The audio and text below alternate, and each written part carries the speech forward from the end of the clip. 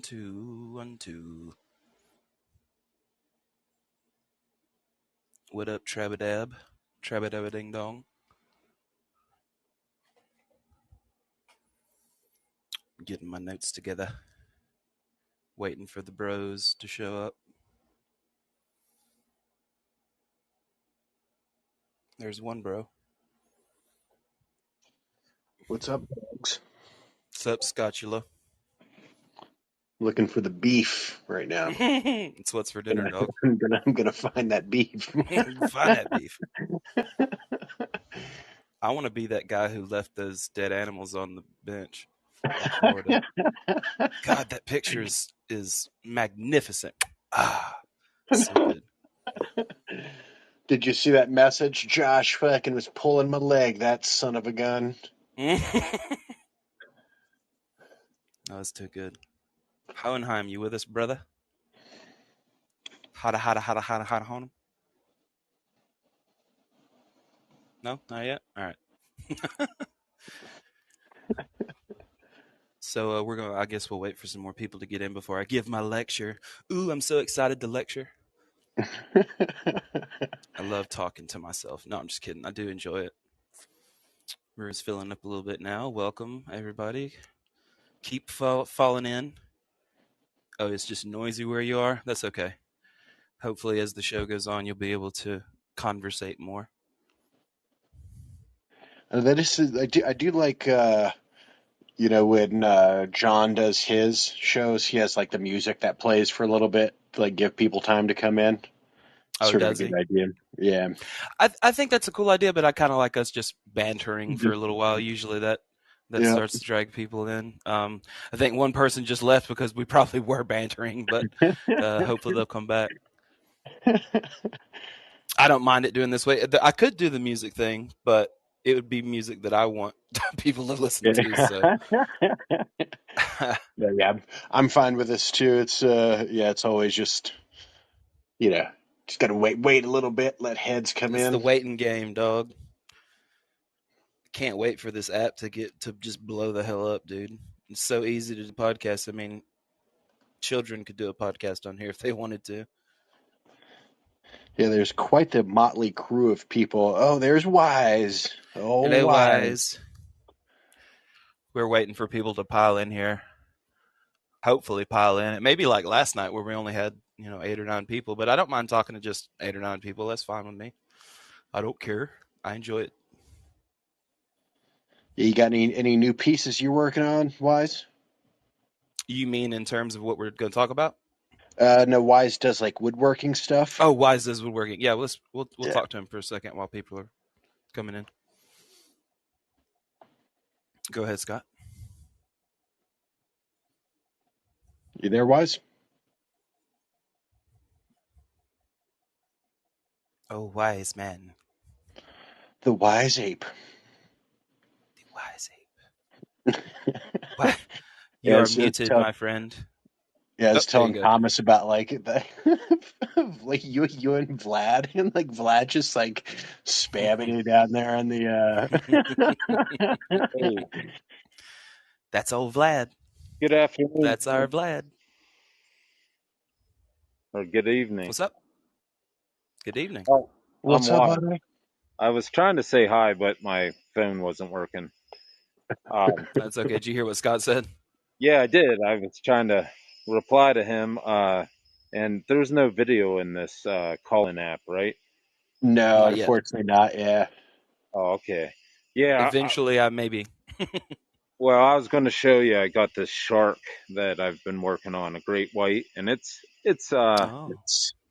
I'm looking at it right now. It's pretty neat because it has its mouth open and all the teeth are sticking out. And Can you show us that on Discord later? I'd love to see that. sure, yeah. Yeah, that'd be dope. So a lot of Yeah, times dude. when I finish something like this, I sit back and I'm like, wow, like I admire my own stuff sometimes. So Mm-hmm.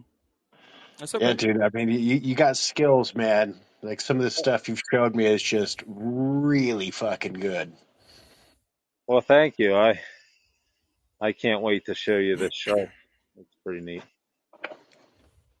Word especially up. in this lighting right now. It's like kind of dark out here, and I got some overhead lights on, and it's pretty cool. Yeah, man. I It's gonna think take last a time I while. saw you were doing all that yard work and stuff. It's been a while since I've seen you on the old Discord. Yeah, man. Yeah, yeah, I'm around. Just Come on back whenever you feel like it, because I enjoy talking to you. oh, absolutely. You guys are great, Scott and you, Thomas and Yeah, Travis, and I thank you. really glad I got to know you guys. So Yeah. I mean, even if you stay, even if you don't have all the time in the world to be on the Discord, whenever you can pop in will be awesome. yeah, absolutely. Because I mean, everybody here besides me is busy. Owenheim, Scott, Travis, they've all got lives. I just I'm on disability and live in my room, so it is a Nothing wrong with different that. world. Yeah, But I'll tell you. Sometimes go ahead. I'd like that. I like the like being a recluse or just if I could crawl into a cave and live there for 10 years by myself, I probably would.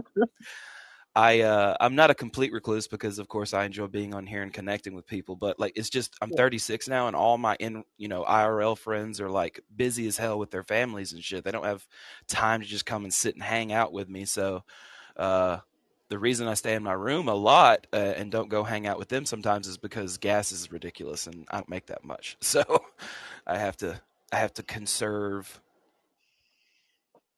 Yeah, what are we gonna do? I like what's around the corner, the futuristic wise, are Oh yeah. flying cars going to become a thing?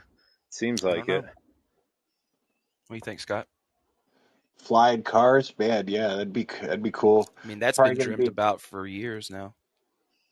Yeah, it'll probably be a little ways down the road. I got a PlayStation 5 and started playing that Cyberpunk 2077. I God, got that some game is flying so fun, cars. man. That game is Yeah, it's super pretty cool. fun. Yeah, I love that shit.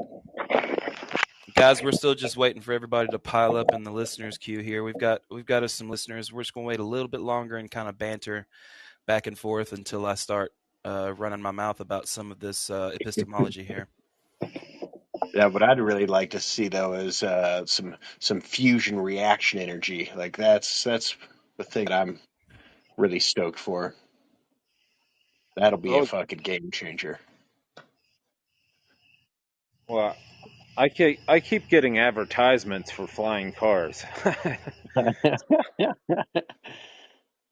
And so every time I see one, I'm like, what would it be like just to fly out of here, and go somewhere? Uh, so yeah, I don't know. Wise, we're probably not going to have a lot of speakers tonight, so I'm gonna go ahead and bring you up to speak. Just accept that invite when it pops up. Yeah, and I was just gonna write in the thing. It is a holiday weekend, so maybe like people are out Yeah, camping and that might stuff. be the So, reason why. Yeah. because last night there weren't a lot of people in the. Because normally, like for your shows, there's like 30 people in. Yeah, I really want to attract the people who want to learn this academic nonsense with me. So call in and help me learn stuff and me teach. So we're all teachers and learners in some way. I know that sounds cliche, but we are. So Yeah, I'll probably just listen for a while because the way my headphones are working, yeah. I'm gonna have to listen to it on headphones, and my microphone doesn't work. But uh, Oh well, I'm not gonna start just yet because we basically it's just us six here. So I'll wait just a little bit longer. We'll banter and talk for a little while longer. And if nobody else starts showing up here in a little bit, I'll just go ahead and start the diatribe so that people in the future can listen back to this episode and kind of keep up with the series on epistemology that I'm doing. well, hey Scott, since you're on here, what's been going on in your life? Thomas said you have a life, and yeah, Yeah, he dude. yeah he does. I got a new job. Working at a company that manufactures optics for lasers. It's pretty cool. oh Super wow, duper. is that I'm the I'm like the IT guy for the entire company, really. How many people are in the company? 90. Hey, that's pretty good. So that's It's a a bunch nice of small company. a bunch of like engineers and stuff. It's like just like mechanical engineers who are just like working on like designing like the glass optics for lasers and shit. Yeah, yeah. So they're gonna That's have cool to as hell. redraw your avatar there with like a laser or something. Yeah, I know. I've been messing around Give on the like Indiana Jones laser eyes. I need some That would be Marjorie pretty good. Taylor Greene space lasers. Ooh, so the Jewish kind, The Jewish. the Jewish style of space laser, as there are many, many types of Jewish space lasers are out there, guys. Quote unquote. Yeah. So? I'm of course I don't pay attention to the date. What's the holiday? Labor Day. Oh, okay. Yeah, that's definitely the reason then. Yeah, for People me, are it's like, getting I tore get up. Monday off, so it's, I know for certain there's a holiday. I'm not going to work on Monday. Fucking stoked. Laser PP, Travis said. Laser PP. Uh,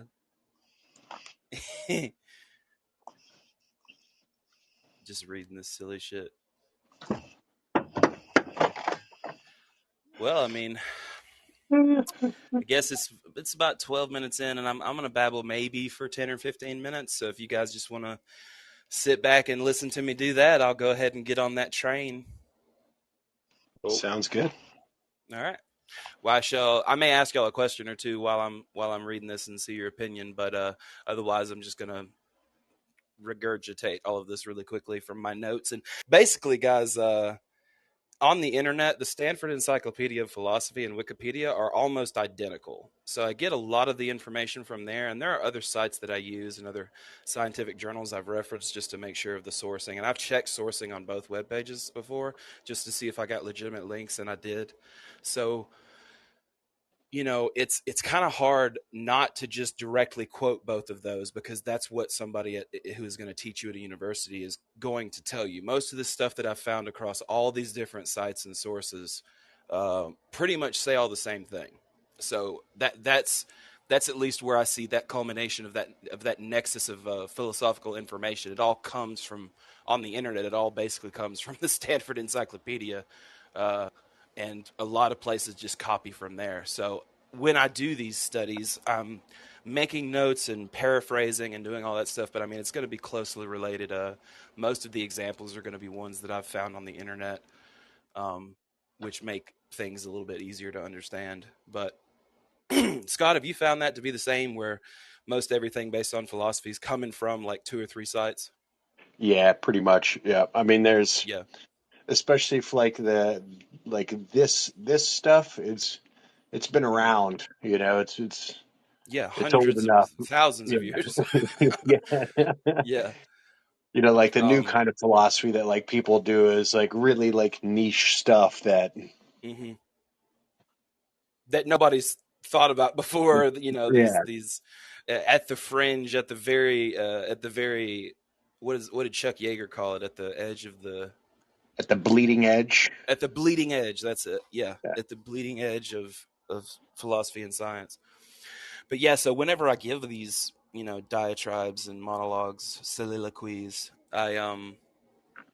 I'm basically just reading out of my notes, which is basically just paraphrasing what I've read. So this stuff takes some mental processing. It's not just about reading and memorizing the information. You've got, when we're talking about justified true belief in epistemology, especially when we're going to talk about justification tonight, it gets technical. You know what I mean? So, but I guess let's go ahead and start. We got a couple of other people showing up here. That's awesome. What's up, other Thomas? What's up, Brent? Amy, I see you down there. How you doing? Travis, of course, I've already yelled at him. Um, I'll go ahead and say this so that we get this out of the way. Please, anyone listening in the future, subscribe to the Pangburn Hangout. You can find our Pangburn Discord always in the comments section, and you can also find it on Travis Pangburn's YouTube channel, which is Pangburn Philosophy. So a lot of the links are going to be there. Please come join our community. Please call into our shows, and please come and have a fun, good-natured dialectic, and let's see if we can come to the truth together. After saying that, I'm going to go ahead. We're going to finish up. So basically the last, I don't know, 4 or 5 episodes. No, 4 episodes we've been doing belief.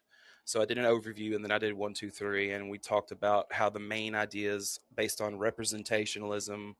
We talked about belief as an attitude held by someone about a proposition, which is true or false. And we talked about, of course, the conceptions of belief, those different types like representationalism, functionalism.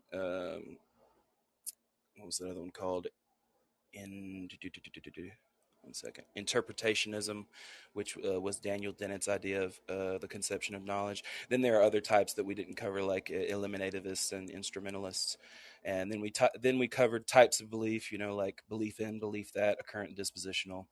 And now I'm just going to briefly, before we jump into justification, which is ultra important, I'm going to talk about belief contents, and then I'm going to briefly talk about a belief system, what that is. So as we know, in epistemology, most people are going based on that representationalism, that beliefs are mental representations and they have contents. The content of a belief is what this belief is or about or what it represents, So within philosophy, there are various disputes about how the contents of beliefs are to be understood. So this is talking about belief contents, not the types of belief, not the conceptions of belief. We've already covered those. This is talking about the contents. So there's three ideas in this school associated with belief content called atomism, molecularism, and holism. Okay, I would recommend you look up those individual definitions for yourself, but I'll try to give you a good representation of what that is. The disagreement between atomism, molecularism, and holism concerns the question of how the content of one belief depends on the contents of other beliefs held by the same conscious agent. Okay, so beliefs are connected in some way. All right, an atomist would deny these connections. A molecularist would restrict that notion to only a few closely related beliefs together in some kind of system. While a holist would say that there are maybe infinitely many, or even in some way, a connection between any two beliefs, however unrelated they may seem. So obviously, a lot of people take holism very seriously. They don't take molecularism as seriously as holism, I don't think. But I'm gonna read this example to you. So, for example, and this I assume this is defining what the differences are between holism and molecularism. So, for example, assume that Mike and Benjamin both affirm that Jupiter is a planet. Okay. The most straightforward explanation from this, given by the atomist, would be that they have the same belief. Example, that they hold the same content to be true. But now assume that Mike also believes that Pluto is a planet, but Benjamin denies that. So now this indicates that they have different conceptions of what a planet is, linguistically or logically or scientifically, which would mean that they were affirming different contents when they both agreed earlier that Jupiter is a planet. So, this indicates that they have two different concepts, and so this reasoning leads to molecularism or holism, because the content of the Jupiter belief depends on the Pluto belief as a predicate. So, I mean, if they both disagree on the Pluto part that was made after the Jupiter, then you have to go back and revise it. They would have to come to terms on what a planet was to come to what they believe about it. So, an important motivation for the holist position comes from Quine in his confirmational holism, which kind of says that because of this interconnectedness that holism says, holism is basically saying that between any two beliefs, there might be some kind of connection, no matter how unrelated they are. Because of that interconnectedness, Quine says we cannot confirm or disconfirm individual hypotheses, but that confirmation happens on the level of the mind as a whole. So another motivation for holism is due to considerations of the nature of learning. It is often not possible to understand one concept like force in Newtonian physics without understanding other concepts like mass and energy.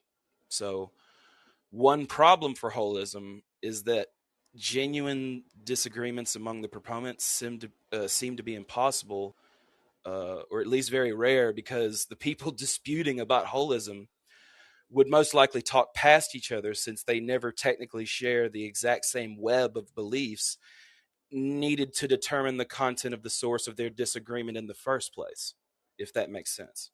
You may have to go back. I can read it again. So, um, one problem for holism is that the disagreements seem to be impossible or very rare because the disputants who are arguing about that would usually talk past each other, or usually will, because they can't share the exact same web of beliefs based on the idea of holism needed to determine the content of the source of the disagreement in the first place.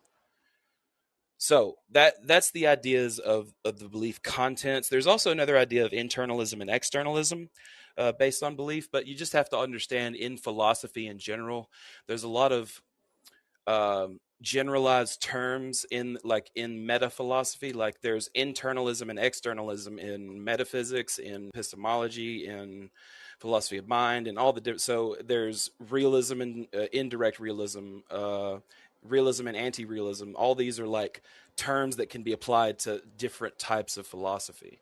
So there is an internalism and an externalism in belief and in justification.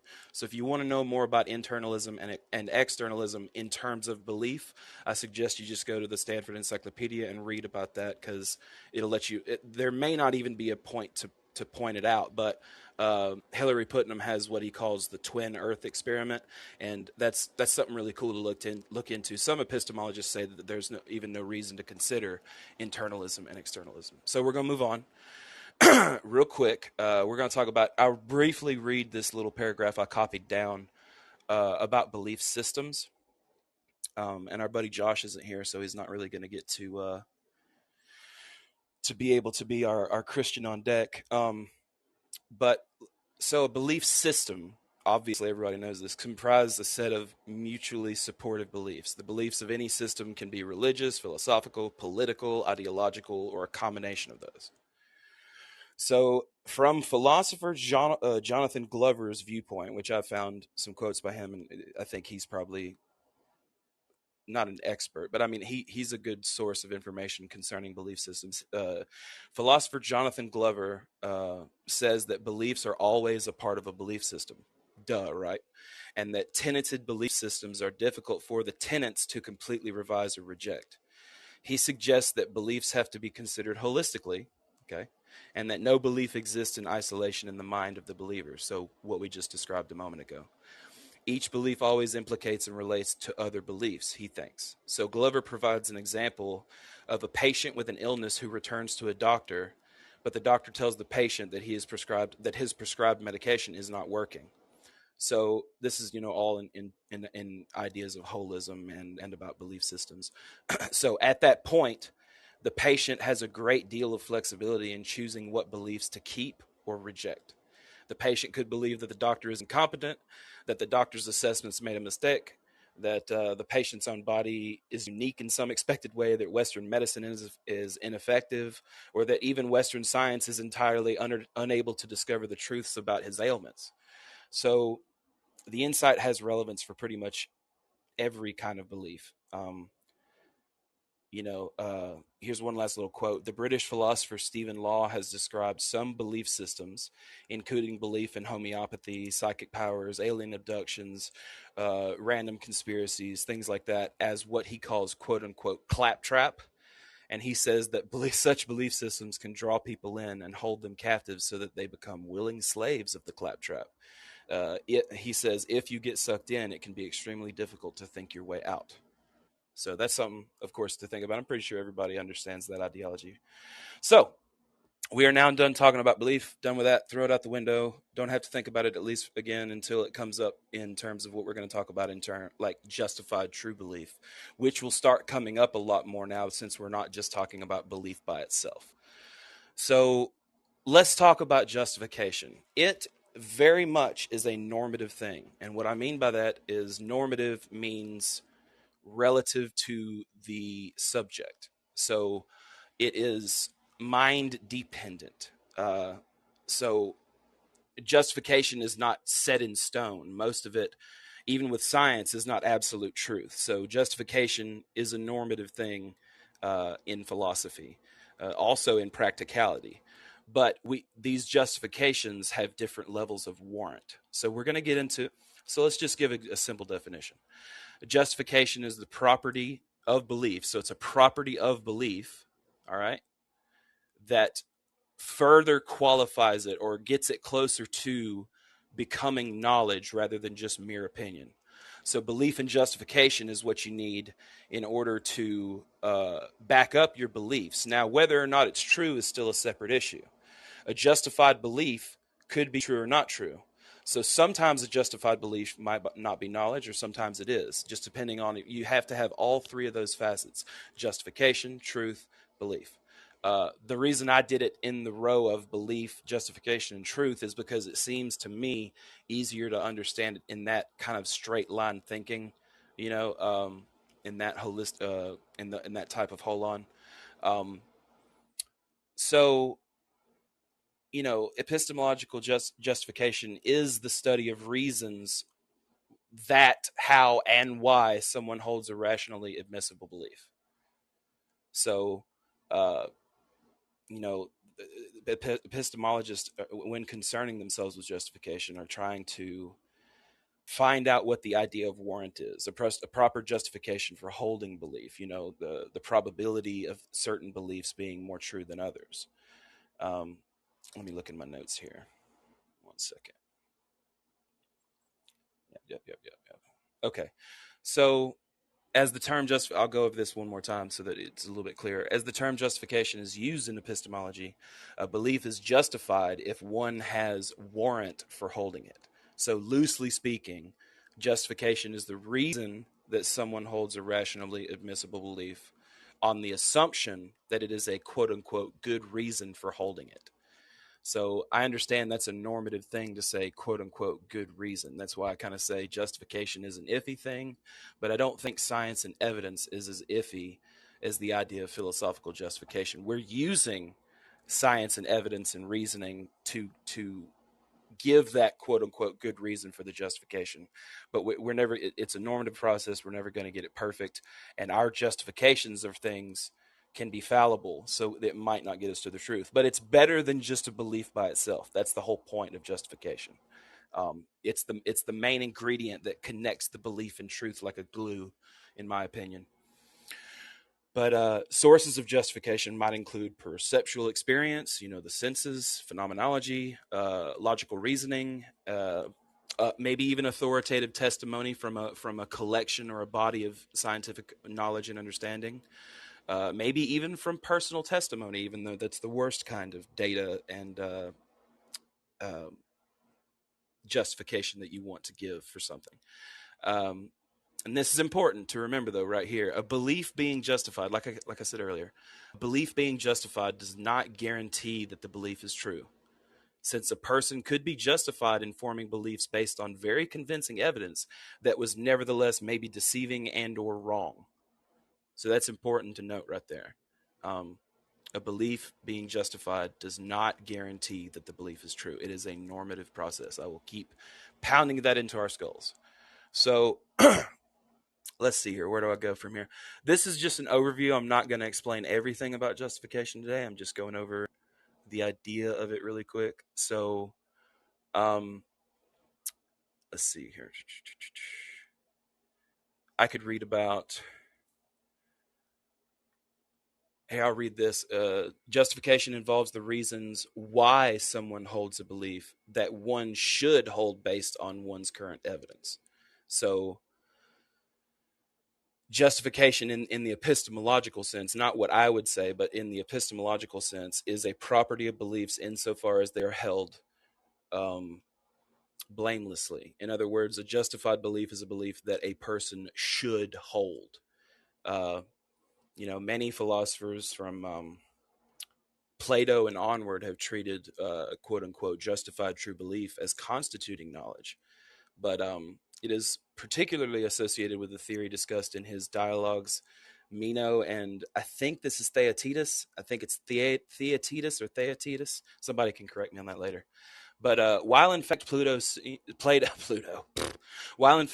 seems to disavow justified true belief as counting as knowledge at the end of Theaetetus, the claim that Plato unquestioningly accepted this view of knowledge stuck until the proposal of the Gettier problem in the 1960s. So that is something we will be covering in the future. There are many other people that thought justified true belief over the last hundreds of years since the Enlightenment. It was the way to go. Gettier brought about his propositions in the 60s. Many people have been working off that, trying to figure out better epistemes for considering justification. So we'll give another quote by this guy named, he is an epistemologist, William P. Alston. He identifies two conceptions of justification. One conception is deontological justification, and deontological is a term meaning before an action, and consequential means after an action. But right here, we're just going to say one conception is deontological justification, which holds that justification evaluates the obligation and responsibility of a person having only true beliefs. This conception implies, for instance, that a person who has made his best effort but is incapable of concluding the correct belief from his evidence is still justified. Now, that's a weird one. This is his opinion, but let me read that again. He says, this conception implies, for instance, that a person who has made his best effort but is incapable of concluding the correct belief from his evidence is still justified. The same thing with, like, how people in the past thought the sun went around the earth, and that was the best evidence they had at the time. And so certain logicians and epistemologists say that they had warrant for believing that at the time, but of course it ultimately wasn't true. So that right there shows you that justification can be problematic. But there are two deontological conceptions of justification. It's called epistemic internalism, and then there's called epistemic externalism. Kind of how I told you, it's a meta thing. It's a meta term in philosophy. Like I told you, there's internalism and externalism based on belief, and there's also internalism and externalism based on justification. I would go read about those on the justification page on Wikipedia. It's just a quick read, not hard at all. Just kind of knock that out if you really get the hankering.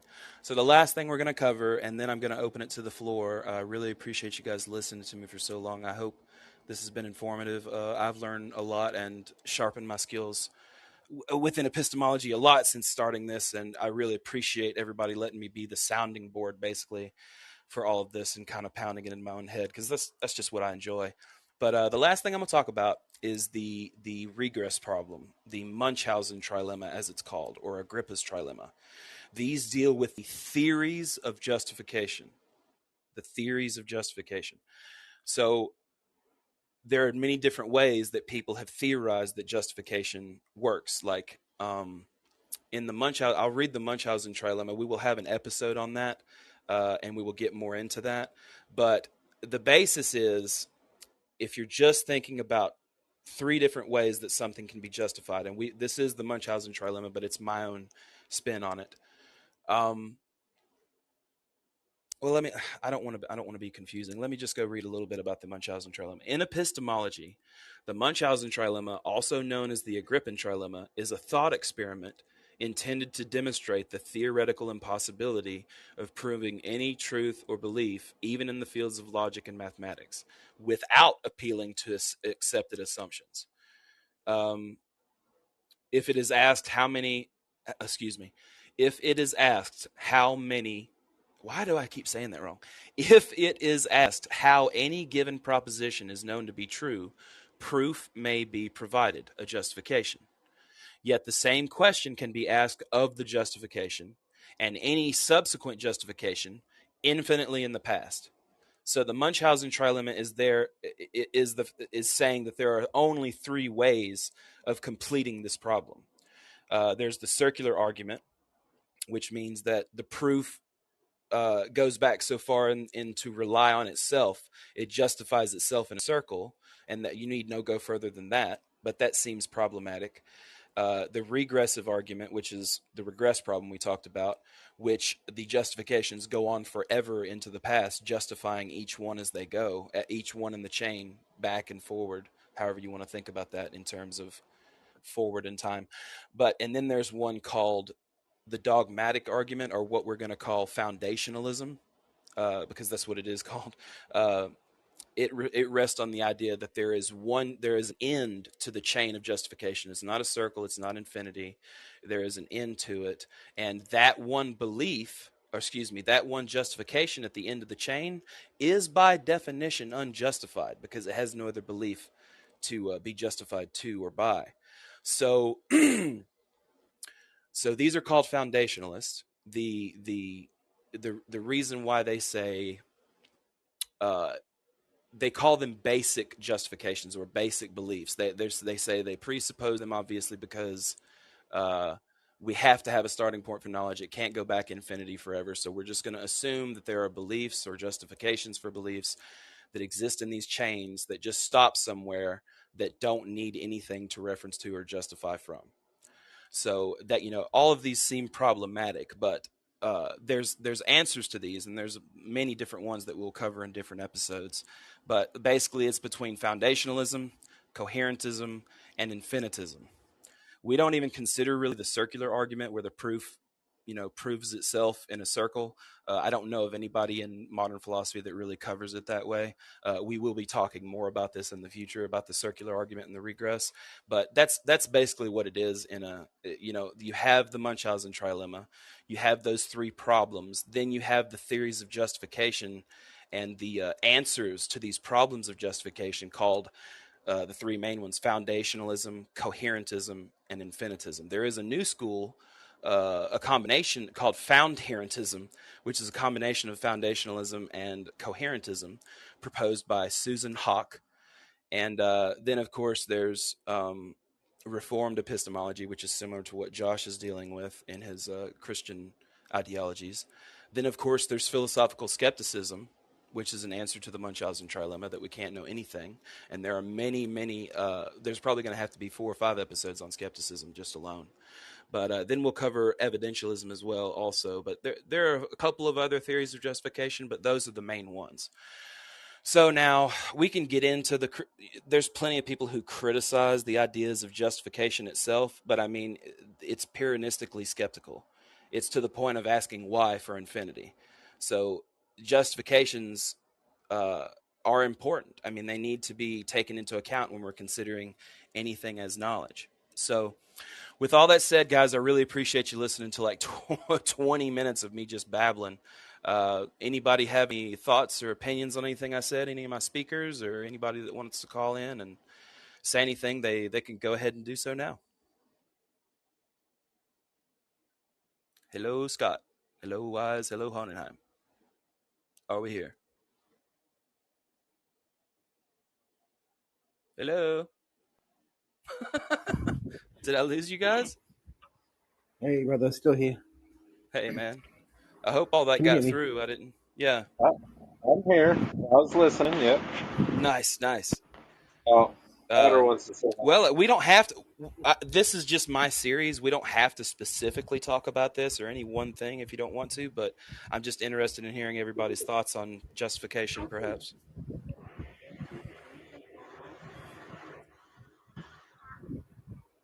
Hohenheim, did you have something to say?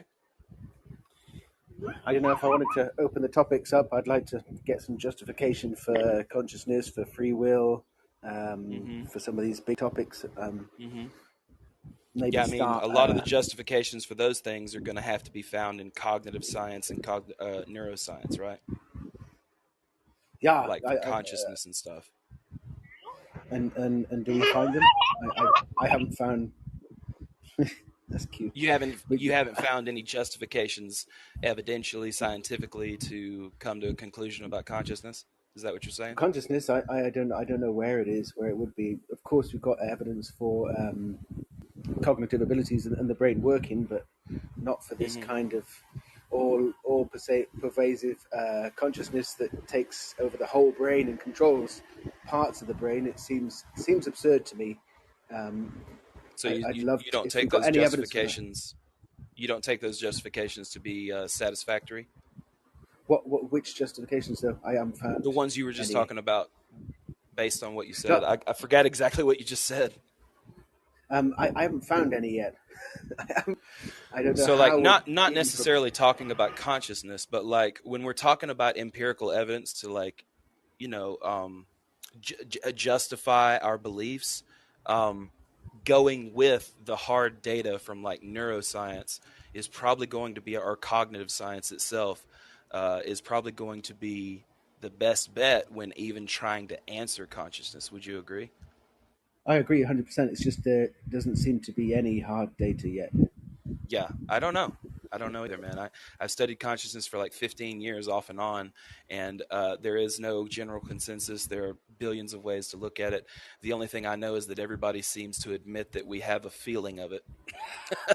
You know, Which so is I don't know what which is that means. I really mean, that's appeal to consensus or appeal to the crowd or whatever, but which is a really bad which is really bad evidence. That's it is, but it's still weird. It's a weird phenomena that everybody can point to it and say, yeah, I'm consciously experiencing. I have qualia. like imagine we'd never studied light and we never studied photons. We just focused on maybe the external world, not the small things. And so we just assumed colors were that's what things are. They're this color and atoms and all this is just you understand. If we just assumed the way we perceive the world is exactly as it is and never actually looked at it, we'd be believing all sorts of weird stuff. Yeah, because we're Like fallible as shit. That's why we need science. yeah, exactly. Yeah. So I don't know. What was the best evidence you found then in your studies? For consciousness, I mean, there's not really many die-hard good arguments for consciousness. I mean, we know that through neuroscience, at least what we know today, is that thoughts happen to us. So, I mean, if we're not, I don't know if we're interacting with it. Are we just observing what happens in our minds that we have no control over it, you know? I don't know, but neuroscience does show that thoughts happen to us, especially with that recent study they did where they hooked up the neural nodes into this woman's brain that they tested on, and they could tell whether or not she was going to raise her left or her right finger or hand before that she was even aware that she did it. You know what I mean? Mm-hmm. So Above like 1 second as well. I think they yes, could predict yes, it more than a second, which is crazy. yes, it is crazy. What I think the ghost we are chasing is the idea when people say we have pictures in our head. Say we imagine a picture in our head of colors or we have. This is the thing that I disagree with completely. I think we have kind of data in our head, and then when we're asked to describe it, we retrieve the data and explain it. And it seems like we're having a picture in the head, but actually we're just retrieving the data and just spouting it out. There's no picture there really at all, apart from the memory, which is just the data. I think that's the kind of ghost in the head that people are assuming is there, but there's no evidence for it at all. The data isn't the picture, but the data represents the picture, right? Well, the data is the picture, but the picture doesn't actually exist. It's just the data in the head. Oh, it's so you're saying from like an idealistic standpoint, where you're talking about everything as conceptions of the mind. No. Okay, Say if you're describing, the best example, maybe you described a story. Maybe J.R. Tolkien has the whole Lord of the Rings in his head. It's not that he has like pictures of these orcs and stuff in his head. It's just pure data. And when he describes it to you, he may be imagining it, but it is just pure. It's pure data. If you know what Yeah, I I mean. mean, for things that he doesn't have actual pictures for, you know what I mean? Like he can't. I mean, I imagine that he had to conceive of what Smaug the dragon looked like. You know what I mean? But I mean, he still has a mental image, a mental representation of in his mind of what that dragon is could conceivably look like. I mean, who knows what his original intention of the look was supposed to be? But yeah, how do in the we mind, talk about the qualia of concept? I'm sorry. I mean, See, like I don't what you guys are talking about, that's hard quality. Yeah. to imagine what the qualia or experience of concepts are, like from one's experience. Like if it's not a picture, like I know what it feels like to have a concept in my head, but it's really hard to articulate that. So the quality, I'd say the quality doesn't really exist in the head. When someone says they're seeing it in their head, they're not actually seeing an image in their head. I know How do people we know disagree with this this. They though? would, How do we know this? How do we know because that there's no. well, I'm not saying the mental image in their head actually exists in like a platonic sense. I just mean that it exists in a conceptual sense, that it is that data does Well, represent it's like something. Yeah, I go ahead. I think, therefore I am. Like, what is that to think? Like, I'm doing it right now, but how is that an experience? I don't know how to articulate that. So yeah, that's what we covered a little bit on the last few shows, especially talking about Rene Descartes and his cogito ergo sum. I think, therefore I am. I've talked about my problems with that, with the fact that how can one think if one doesn't exist? So I usually say I think and I am, but the, you know, I, that's just my personal problem with it. But the, it's hard to say, man, because in philosophy, your mental representation may be the only thing that there is of the actual object in reality, quote unquote. Yeah, because we can't get outside of our sensory network, our phenomenology. So since we can't do that, everything technically is through our concepts in our sensory network. So that was a big problem with idealism in the 17 and 1800s, is everybody thought that there was no actual reality. Well, a lot of prominent philosophers like Hegel and all these people were ideal. They thought that the main constituents of reality and everything was ideas and concepts, because we were only inside of our head. You know what I mean? Yeah, because I would add to that, like, I can feel pain, but I don't know how to describe pain. Just like Mm-hmm. I can taste chocolate, but I can't tell you like what chocolate tastes like, nor would I know if and actually that's odd because I feel like my taste buds and my sense of smell changed a little bit from that COVID thing. Yeah. But Um, you're good, dude. We can talk about whatever. I'm enjoying this. I'd like to push back quickly at this comment. There's a Yes, comment from please, Thomas, please, although please. it's coming up, so it could be fun. Yeah, go ahead. I'm going to bring Thomas He in. Go ahead. You and he Honenheim, go said, ahead. "Hey Thomas, so you said I'd argue that the argument for will is pointless. I'd say it's pivotal for understanding of education, crime, and punishment. If people are not morally responsible for their actions, then we have to change those systems quickly, well, immediately, because now we cannot punish people if they're not actually morally responsible. So, what say you?"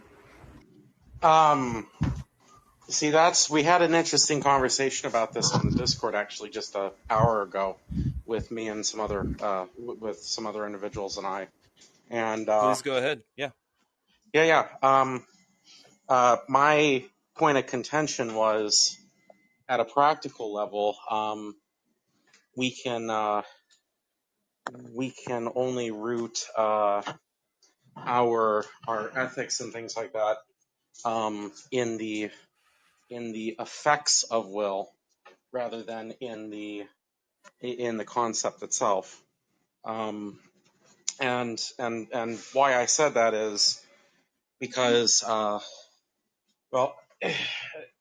okay, so we know, let's talk about what we can observe, right? We can observe we can observe inputs or environmental factors that may make a person, you know, Stimuli? yeah, we can observe stimuli, right? We can't observe all stimuli, correct? No. We No. can we can observe some stimuli. We can also Right. observe some state if we know some of the past experiences of an individual. That is, then we are we are able to observe that state, that prior information.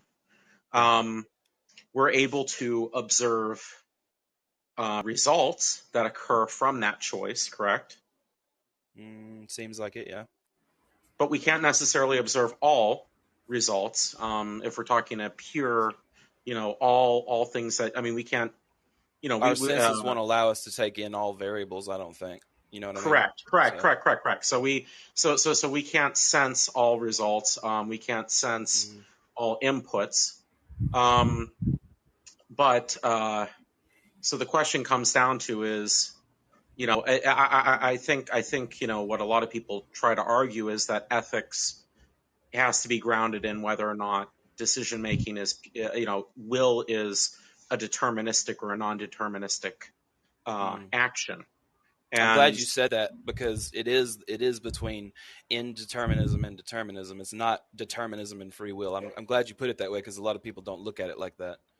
Correct. And yes. And so for me, the question, I come from a computer science background. Me too. Right? My actual area of research has been in when I was doing grad school was computational linguistics. Oh, hell yeah. Yeah. and programming, programming theory, programming paradigms and stuff like that. I work with things that, I deal with things like denotations and whatnot in like Scott-Strakey mathematics and stuff like that. Right. Can you go back to what you were saying? No, that's all interesting as hell. What Hohenheim wanted to respond. So I like to frame it.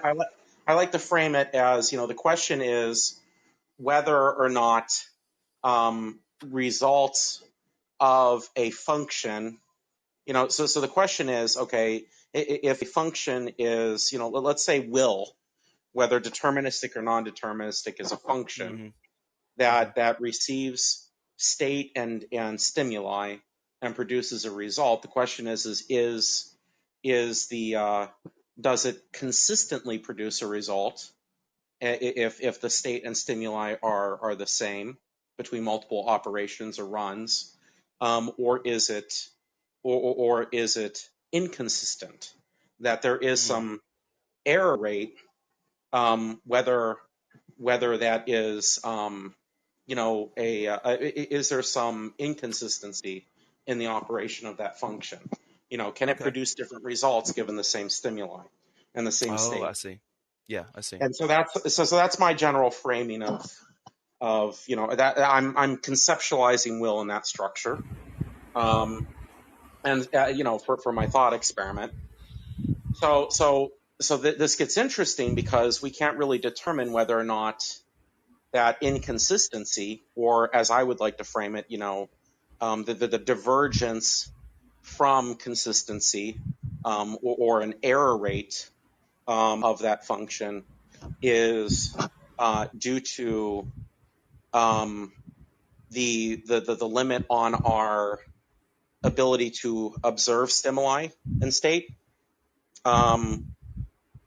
or if it's or if it's an inherent property of the function itself that is the issue. And so, from a practicality standpoint, I think, if we're going to get into an argument of so and to determine that, we'd have to be able to, would I be correct in saying we'd have to be able to observe all stimuli that act on an agent, and all state, correct? You're talking in terms of what, and then I'm gonna let Hohenheim respond. Just restate what you said at the last there. That last part of the question. So the question at hand is, is that rate of error in the function due to the function itself, or due to our inability to observe all input? That's a good question. And then I would go from there and say,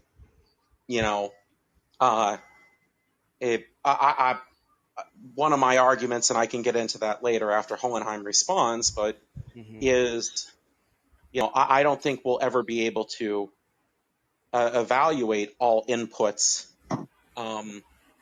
that I don't see how. I don't. I mean? Yeah, exactly. That's my point. I don't see how we'd ever be able to observe all inputs. That includes all memory and how all memory is stored. And we do know that memory is faulty storage. So that has an error rate in and of itself. How we would be able to observe all inputs that act on the function that is will. And so if we can't, so what I'm trying to say is I think will is, it can't be proven one way or the other. And so what I would argue is that ethics should not be grounded in the argument of will, but in what we can observe, which is consistency and inconsistency, and what is the rate of inconsistency, rather Let's let than Hohenheim respond, Thomas. and the domain of observable inputs, rather than on whether the function is deterministic or non-deterministic in and of itself. So over to you, Hohenheim. So just because we can't understand what's going on, we should assume people have free will? Is that what you're saying? No, I'm not actually, because But it could be. Well, okay, go ahead. Sorry. But this is exactly what's done. But this is exactly what's done in schools and in Crime and Punishment. Literally, in schools, they blame students for making wrong decisions. In life, then, as you grow up, you're blamed for making a wrong decision. That's how the world works. The world hinges on will. So if we are to find, and I think we have found it, I think all of the science points to us having antecedents, behaviors, causes, like everything points to that. There is nothing that points to a free will, but the whole education and crime and punishment system is based on free will. So that's why I say it's really important. Would you not?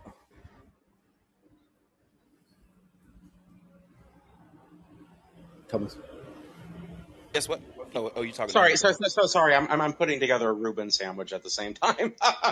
So, What's a Reuben sandwich? I've never heard of that. What is that? it's a corned beef sandwich basically, but with whatchamacallit on top. My brain is failing right now. That error rate that we talk about. Pickled cabbage. What is sauerkraut and Thousand Island Thank you. dressing. Sauerkraut. Yes, sauerkraut and Thousand Island. Boy, tonight's one of those nights. But You're good, dude. But that's why I do think, though, our current system that hinges on will is unethical.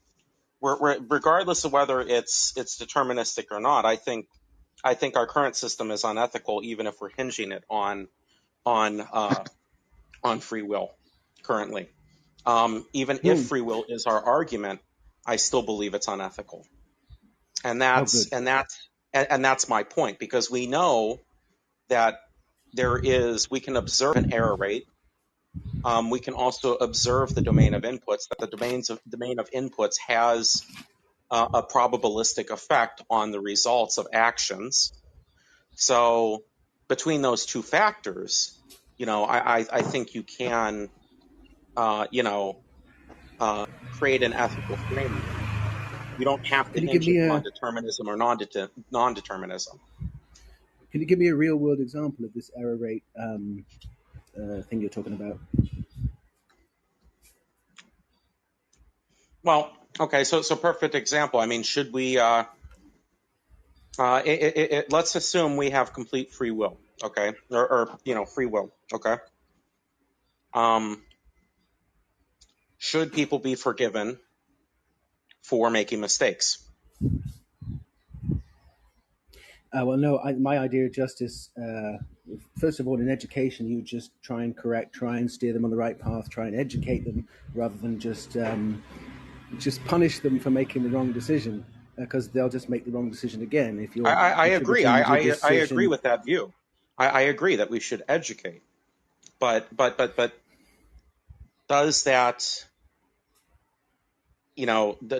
does that hinge on whether or not choice is deterministic or non-deterministic? Yes, because We you can't hold we someone can morally observe a responsible for natural error this. rate in the decisions people make. Yeah. Could you give me the real world example of one person of this error rate? I don't think I quite get it. Sorry, my mind works a bit differently. Sorry. If you can give me like a real world example of one person and a thing they've done, etc., etc.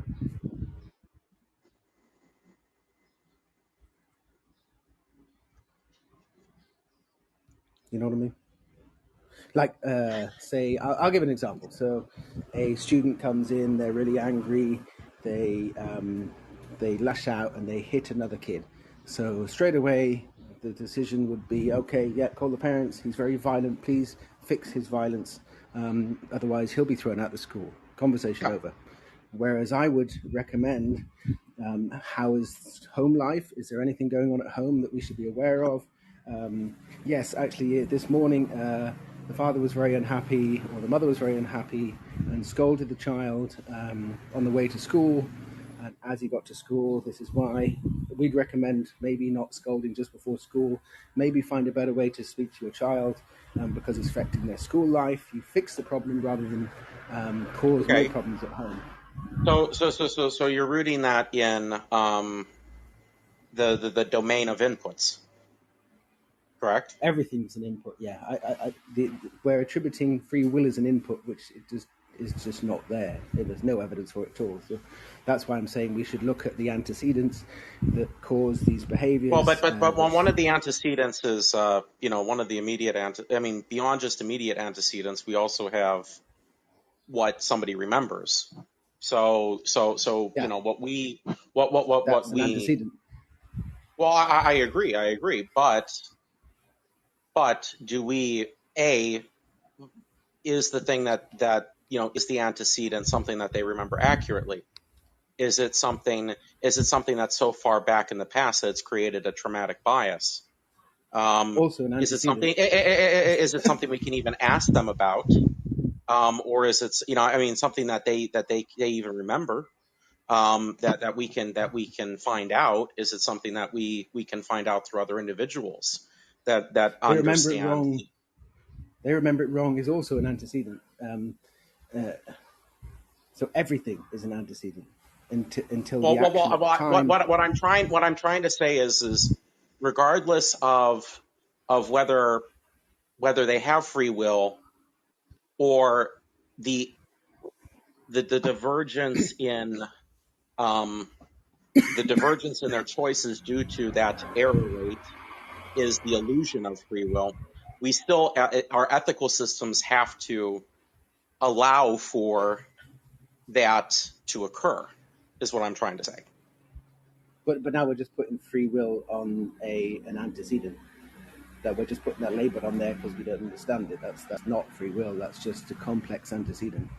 Oh, hold on. And Ace's atomic topic has a comment. Sorry, why do you do the same topic every episode? Come up and give us a better topic, Mace, dude. Sorry, had to say that. Carry on, dude.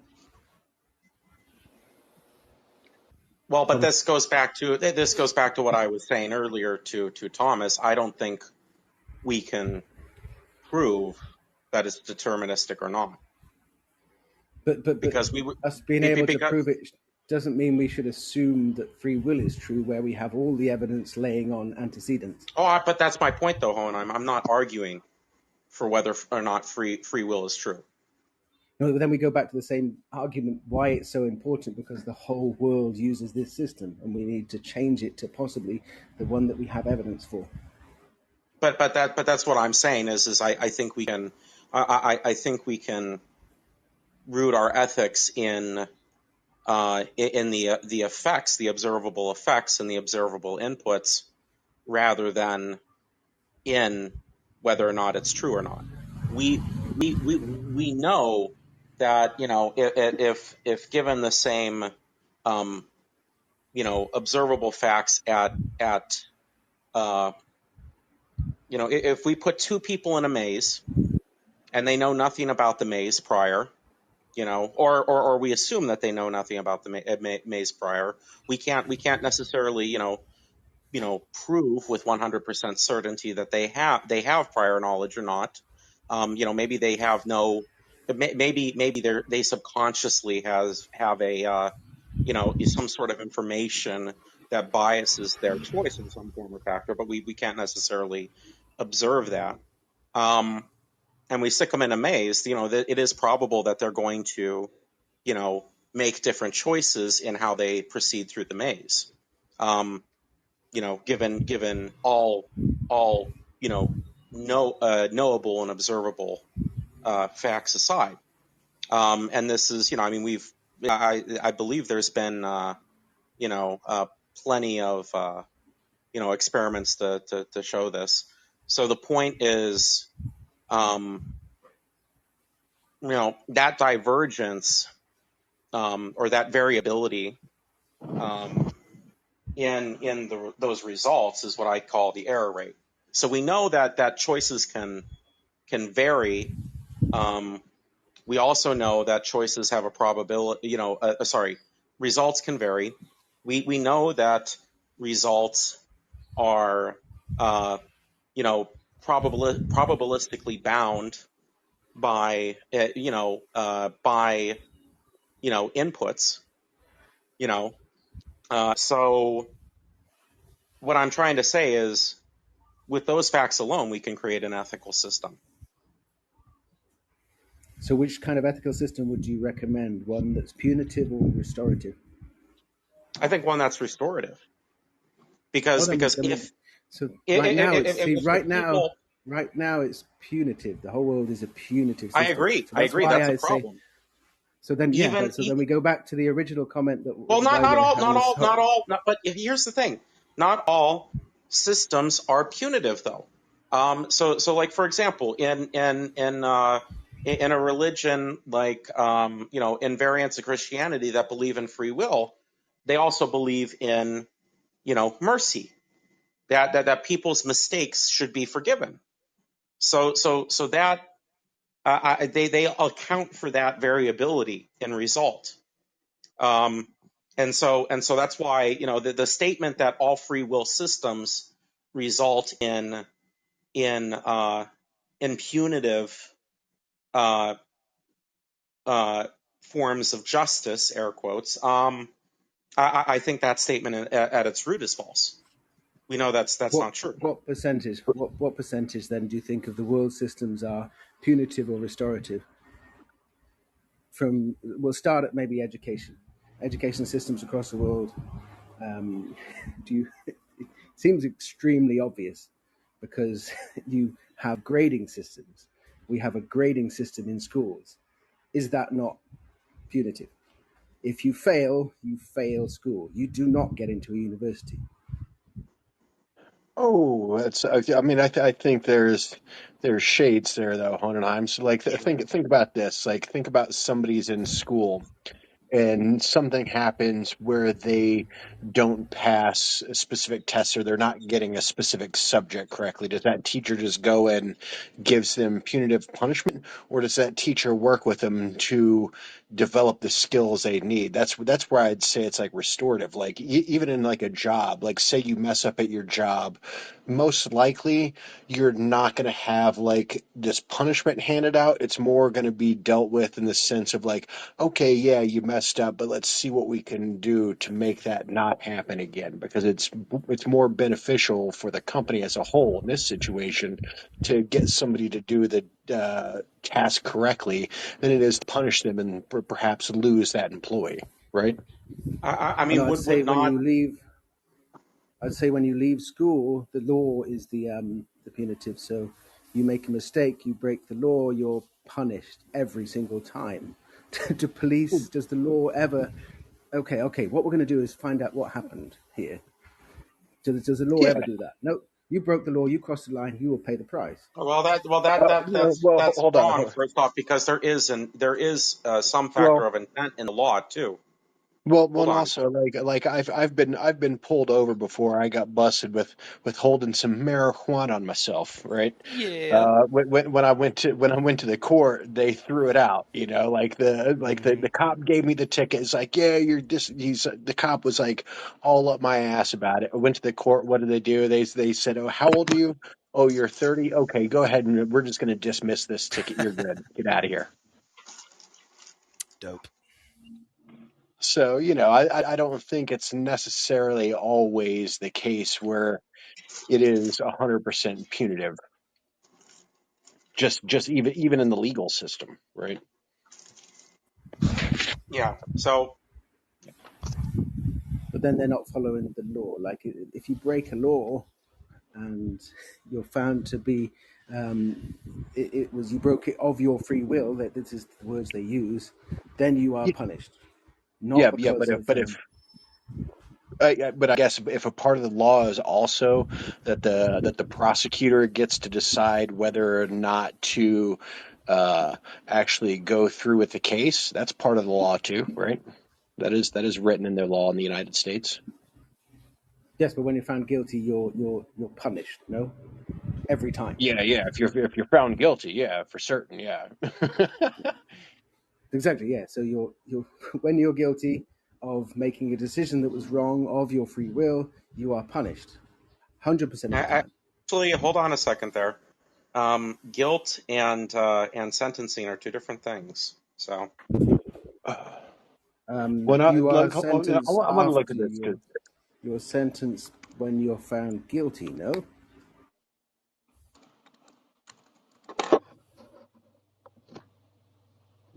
Go ahead, Scott, but real but, quick, but and then some we'll let other sentencing can consumers speak. result Oh, in go. community service. Some sentencing can result in programs to put the individual through. Some yeah, sentencing can result in sentencing can result in just go away and don't do it again. If you do it again, then maybe next time we'll give you something. There's yeah, no. That sentencing does not always result in punitive action. yeah, because I guess when I think of the term punitive, I'm thinking of like retribution, right? And so even like if you're using the idea of uh punitive as like, hey, I got busted and I have the punishment of doing community service. I don't necessarily look at that as punitive, since you're not going to jail, you're not, it's not retribution in nature. It's more like, okay, you need to like take this action to do things to restore what you've done, but it's not punitive in nature in my opinion. But I guess it depends on how you're looking at the term punitive, which is like do you think even something like community service would be punitive? Hold on time. Well, it depends on the person who's been sentenced to the community service. They might see it as a light sentence, but I'm sure a vast majority of them would see it as punitive. There is a few that would go, "Oh, great! I was lucky to get this over the other thing." But I'd say I don't know how many people you have in prisons in the United States. I've heard A some fuck. people say that you have more Like 2 million or more some of shit. its. So those 2 million people would probably disagree. They would say this was punitive. No, Oh, but no, yeah, those 2 million people, if they got community service, I'm sure they'd like, fuck yeah. As opposed to like being in jail, it's like being in jail is definitely punitive, right? Being in prison, that's retaliatory in nature. yeah, and then down Hmm. to education systems failing in your education system affects your whole life. And it could even be more punitive than the jail systems because your whole life has been changed because of failing in your preteen life, which I think is Yeah, horrific. I think. yeah. I guess like I don't know. It's like interesting because me, I have an interesting route that I took through school. So I ended up dropping out in 10th grade, but I was able to find a school that basically what they allowed me to do was just go and test out. So I just tested out of all my schooling and I got my high school diploma. I got out a year early. Um, So instead of having like a punitive punishment for it, they actually did have like a program where I live that allowed me to just test out, which was nice because then I started college a year early because I Word. hated high school. So, other Thomas, you want to come up to speak and let me get our next caller in? Yeah, but that's I like I like your take though, Honenheim. Like, I mean, I do agree if you have like something that happens to you in at like a young age that really sets you back. Yeah, I mean that is punitive. Yeah, I mean that does seem like it would be retaliatory if something if you failed at something and it sets you back uh drastically in life. That is retaliatory. Retaliatory. Retaliatory. Yes. And I'd say that's a majority of students that fail, that never get in. And the amount of students that actually get to where they want to be is tiny. We always say this. You've got a tiny chance of being who you want to be, so you have to be more realistic. You have to go into the workforce here and there. And if you understand this, most people fail, sadly. Yeah. Um, Yeah, but So and real it's quick, changing. yeah, go ahead, real Thomas. quick, Hohenheim. I'm sorry, and changing. We'll get to. Hohenheim believes, I think, and correct me if I'm wrong. I'm trying to steel man you. You believe that, or you tentatively believe that everything is nomologically determined, causally determined. So there is no reason to punitively or retaliatorily do anything with anyone other than just restrain them to where they can't affect society. Is that how you come at it? Well, I wouldn't use the language of determinism, indeterminism, because that it doesn't. You can get into that, but I would just use lack of free Oh, will I because it just doesn't seem thought like you we have were free will. a hard So determinist. I am a hard determinist, but we don't understand it yet. So I can't defend us the predictability of the universe. I can't defend that. But it does seem like we live in a determinist universe. But that doesn't then, in my mind, it doesn't really affect the free will because we don't have free will. Because even if it's completely random, we don't have free will. There doesn't Exactly. seem Yes. anything that points towards any kind of free will. So the reason why I'm Exactly. so interested in it is my interest in education and then, well, the world in general, education and crime and punishment. That's what my book is all about. Mm. Is to make a world based on this understanding of the universe that is far more caring, far more understanding, far more useful, because we're actually going to improve people, improve the world, and we're going to be more caring because we're going to look at everything for what actually causes every single interaction rather than just this imaginary free will that we ascribe onto people and then punish this free Yes. will that doesn't exist. So here's a question then for you. Do you think, because me personally, I think this is the case. I think now it's better than it used to be, right? So I think even in schooling now compared to the way it was in previous generations, there is more of a, I don't know, attitude for working with students or working with people being like, okay, here's where you're maybe having an issue. Let's do something. So instead of uh, setting you back, let's do something to propel you forward compared to what it used to be, right? I mean, Well, you go let's back a couple hundred let's years and let that Honnenheim certainly respond wasn't after the case. this, and then we're going to take the Yeah. caller. Scott, I'm sorry to interrupt you. Oh, no, it's all good. Go I ahead, definitely Honnenheim. say Then it's we're going to got get unchanging in. I definitely say it's got better, but we're still a very far away Yes. from this idea that every child succeeds, that no child left behind. I think we got that completely wrong. It was a good idea, and it's true. There should be no child left behind, Yeah. but there should be more kind of placing, more kind of Yes. studying the children to find out where they would best fit in the world. Then again, also on top of that, if they want to study something, go ahead and try something that is anti their knowledge, skills, and they're going to have difficulty doing that, even support that as well, because they may end up being a better human. So just supporting and understanding and trying to set every child and then human being, of course, in the best place in the world where they're most useful for us and they're happy. That seems like a Yeah. really good goal, rather than, okay, you're going to go through school, but you're going to make these wrong decisions, and then, sorry, after school, you can't get into these universities. We're not going to help you anymore because you didn't do well, and because you Yeah. chose not to. Bad you, fail, Good luck. Yeah. It still seems like that. Yeah. All right, buddy. I don't know. I can't see the rest of your name. It's Unchanging something. What is it? Unchanged to change. Although my old basically I had an old I had a show on Call In before called Unchanged to Change, and I lost access, so now it's Unchanged to Change 2. Oh, okay, cool. Basically. I'll check that shit out. Let me follow you real quick. If you find my old profile, I had a show and I had like 8 episodes or something. It was Unchanged to Change, but I lost access because I'm currently in a psychiatric hospital.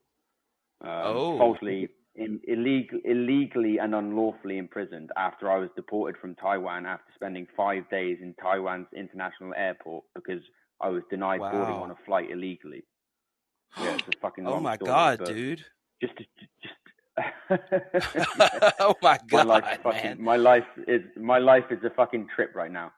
But just to jump in, I don't want to get into the person. If you go on, I don't mind you telling the personal stuff. I just want to, real quick. I don't mind you talking about your life and what's going on right now. I'd love to hear it, but I don't want to interrupt Scott and Hohenheim's I wanted to jump. Either. No, exactly. I wanted to jump in. I wanted to jump in on what you're talking about because it's all connected anyway. But this what Hohen was saying about stuff. I mean, it was resonated a lot. But do you mind if I just read a poem? Because I just finished my own show, like that I briefly made, because I was in real time about to be forced medicated, and we averted the crisis in another channel on Call In, and it was like real time aversion of crises, and it was interesting. Anyway.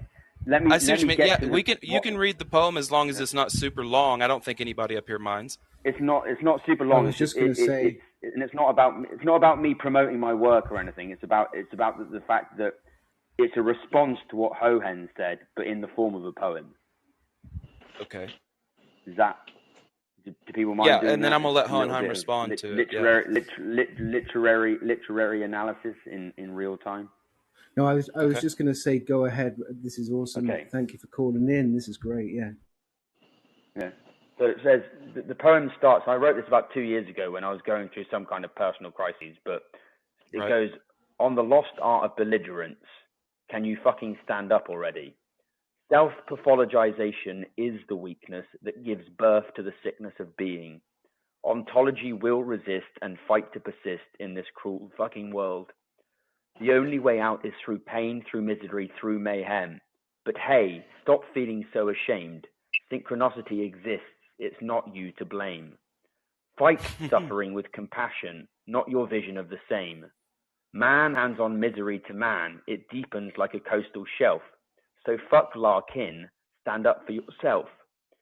The reason you choose not to is not your own choosing. It's false consciousness that makes you keep losing. It's the all hate is self-hate appeal of A.S. Neal that leads to shame, self-indulgent fuckery and blame. The narcissist is not the object, it's you, it's all you. Look in the fucking mirror and listen, the answer is staring back at you. Stand up and fight or you choose to lose. You close change again and will never find a way through. But it was there all along. Jung was right. The fire still burns inside. We just became too de-educated to decide that we were responsible for operating the universe outside of causality. Too fucking stupid to realize our self-hatred was the cause, not the effect of a flawed society, that we must empower ourselves to change. But people run from synchronicity in fear. The possibility of more meaning petrifies us, so much so that we fight against it, transforming possibility into prisons, into pain. It's not fucking rocket science. It never has been. The answer has been there all along. And I ain't no preacher, but Air D. Leng was right. This ain't no insanity. That's a totalitarian world. Just listen again and hear the word.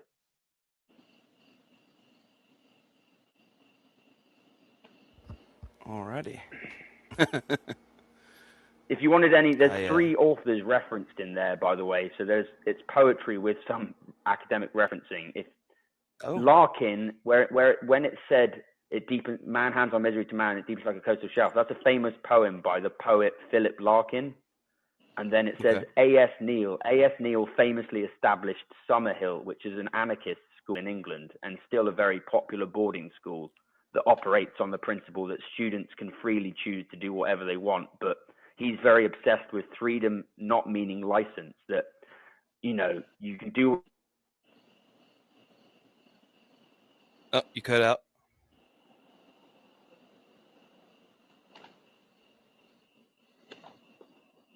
Hello? Hostels in London for people going through sort of schizo type experiences, or whatever label you want to use, just people in distress. Basically, he set up places for them to go. And now I haven't been in distress, to be honest. I've been falsely locked up in here.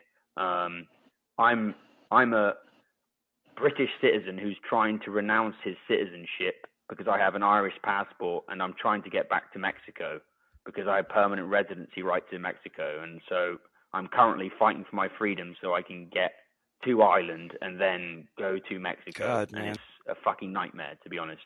I wish you all the luck in the world. I don't even know how somebody could help you in that situation. I don't know. From over here. It might end up getting to asylum refugee status. Who the fuck knows? I mean, there's other people that have been in similar positions before. You do what you got to do, man, to survive and stay safe. You know. But yeah, I mean, one intellectual point I just wanted to bring up, because Owen mentioned it, because you were talking about causality, and something that I find very interesting is sort of the Hume's point that I kind of raise in that poem, which is to say that cause and effect are social constructs of language. Remember, if we accept the strong version of the Sapir-Whorf hypothesis, linguistic determinism, we have to accept that cause and effect, the whole notion of causality, is itself linguistic, right? And physical reality. Yeah, I mean, everything is, if you want to get down to that level. Yeah, like linguistic materialism, basically. And so then cause and effect and the relationship between object and subject are themselves socially constructed, and so that always has to be considered. And actually, if you look at it anthropologically, and I don't know if you're familiar with David Graeber, but his I have heard the name before he killed himself. I didn't know he killed himself, though. Dawn of Everything. Yeah. Well, anyway, he killed himself and wrote a new book. He killed himself. Who knows if he killed himself? That's what was claimed. Anyway, he wrote a very revolutionary book before he died, and I highly recommend it. I mean, but he talks a lot about how it's radical anthropology, because he just picks up on all the fact that tribes, if you look, well, I mean, he goes to the Renaissance, really, back to the Renaissance, and says that the Renaissance wasn't the birth of scientific understanding because of Western thought, but actually it emerged because of contact with indigenous Native Americans, and it was the Native Americans that disrupted French society so much that Rousseau was able to have the breakthrough he had in terms of his understanding of inequality, because simply the missionaries went to the United States, encountered the Native Americans, and told them about how society was in the West. And then some Native Americans traveled to France primarily and spent time in France and were just shocked and appalled at the way in which people were treated in the society. And it was then this contact with, basically he argues that the French population and much of Western Europe at the time, they didn't even have the concept of inequality. Like, the concept of inequality emerged as a result of Renaissance era contact with Native Americans, because pretty much the homeless and the destitute and so forth were not articulated in terms of equality. Like, the concept of equality emerges as a result of Renaissance era contact with native tribes. And so he raises the argument that, you know, the history of social thought has been obsessed with the question of why is society so unequal? But that's not the real question. His argument is that it's a meta question. Why is there even finish this up real quick, and then I'm going to ask Honnenheim to jump in, okay? Yeah. Anyway, why is there even the question of inequality? And the point is that he basically says that the Europeans couldn't distinguish equality at all because they didn't have the word for it, which also relates to sort of how if you accept the Sapir-Whorf hypothesis, which I do, and you look at tribes, there's plenty of tribes that, for example, there's a tribe in the Philippines who has thousands of words for different smells, and so their world is constructed in terms of smell, olfactory sort of reality, rather than in terms of visual reality. And it's fascinating in terms of epistemology to sort of look at how the language is so important too. I mean, famously, Russians also, for example, have many different words for green, and so have higher capacities for distinguishing green colors than other languages. All right, Hohenheim, did you want to bring it back to determinism, or did you have anything to say based on what he was talking about? No, just thank you. That was a really nice poem. I'm sorry for what's happened to you. You're in the UK, yeah? I'm changing.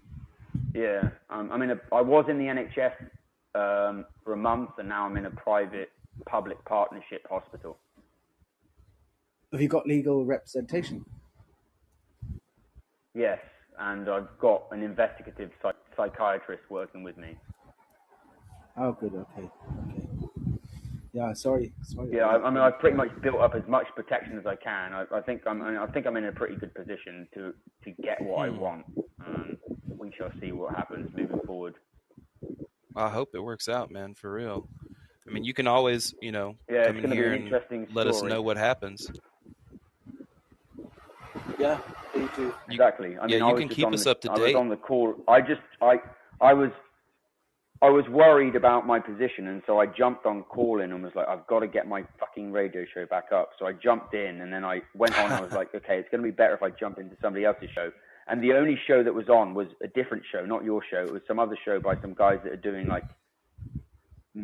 they're doing a lot of work in psychology. And I jumped in. It was the only show that was on calling at the time. And then suddenly, we get told off for having loud music, and they're about to try and force medicate me and shit. And I fucking, oh damn, I'm on the call, and in real time, we're trying to avert this oppressive crises because the psychiatric institutions are fucking a nightmare to live in. Yeah, I'm sorry about that. I cannot Can you imagine. Tell us about your... You don't have to be sorry about it. It just is what it is.